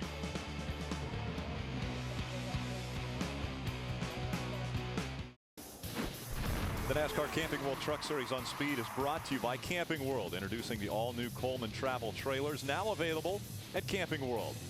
By Dish Network, why would you ever pay for more TV? And by CiCi's Pizza, home of the endless pizza, pasta salad, and dessert buffet. Celebration continues as Timothy Peters will hoist the Nextera Energy Resources 250 trophy. What a memory this will be for him. You don't want to leave there, you know, Rick. No. Let's take a look at tonight's Stay in the Game with Just for Men hair color moment. Well, coming off turn number 4. Timothy Peters stayed in the game. This is coming off of turn number 2 right here. Timothy said he is committed to Todd. He was just going to push him. But when he saw this run Jason White came up with, he said he had to change his I got to plan. go. I got to go. I got to move up. When he moved up, Todd moved up a little bit. They made a little contact. Timothy did the crossovers. Todd stayed right there, but Timothy stayed on the throttle, and Dennis Setzer was going to come up and give him a shove. Yeah, I think if Todd could have stayed there, he would have had a shot. But look, he flew way up the track, couldn't hold his truck straight, and he gave up too much momentum. Stayed in the game. Stay in the game with Just for Men hair color. Whew, that's fun. Yeah. It wasn't even over when it was over. It kept going. Adam Alexander. Starting on the pole, finishing fourth is Jason White. I know you would have loved to have won this thing, so what was your game plan on the final lap? You know, I wanted to get him on the backstretch, and I got a heck of a run. Timothy made a great move that went high, and I gave him a heck of a shot, pushed him to the win, so I was glad to see him win. We used to race go-karts together, so that's pretty cool to see him win. But, yeah, I mean, we had a great truck. These guys did a heck of a job, and, you know, shame we didn't get it, but we had a good run, qualified on the pole, so it was a good night. Great start to 2010. Congratulations. Hey, man, thanks a lot. Still smiling. Jason's still smiling. He did a great job. I like that move he made. He made something happen, you know? That's right. Official results for the first event, 2010 season. Timothy Peters grabbing the win. That's the fourth time a Tundra has gone to victory lane. How about Matt Crafton? He hung around the back of the pack the entire race, and I'm not sure at the end of this race he may say I waited too long. This is our Polaris unofficial results for the Nextera Energy Resources 250 as we look at the second 10. Of those top 10 finishers, only 2 of them started in the top 10. And our average starting position for our top 10, a little bit over 18. That's incredible. That just tells you how much these guys mixed it up tonight. Look at all these point contenders. Mike Skinner, Kyle Busch had trouble. Mike Skinner, Ron Hornaday, Rick Crawford, all involved in accidents. And early accidents. Brandon Castle, Johnny Sauter involved in the first lap incident. Adam Alexander. How about the underdog run of the night? Dennis Setzer and this team came together late in the going, a practice crash, all that, and you're still able to finish third. What'd you see on that wild final lap? It was just in line going down the back straightaway. They fanned out too wide. I got behind the 17 and give him a little shove coming off 4 right here. And, you know, Todd and I bounced off each other a couple times there. He got loose coming up to the line, but just good racing. You know, I just appreciate the opportunity from Danny Gill. Danny and I had some good times back quite a few years ago. He was with me at Morgan Dollar Motorsports. We won quite a few races, and now he owns his own team. So pretty impressive start for Gill Motorsports. Dennis Setzer, Danny Gill, names that have been around this series for a long time, and they got it done tonight.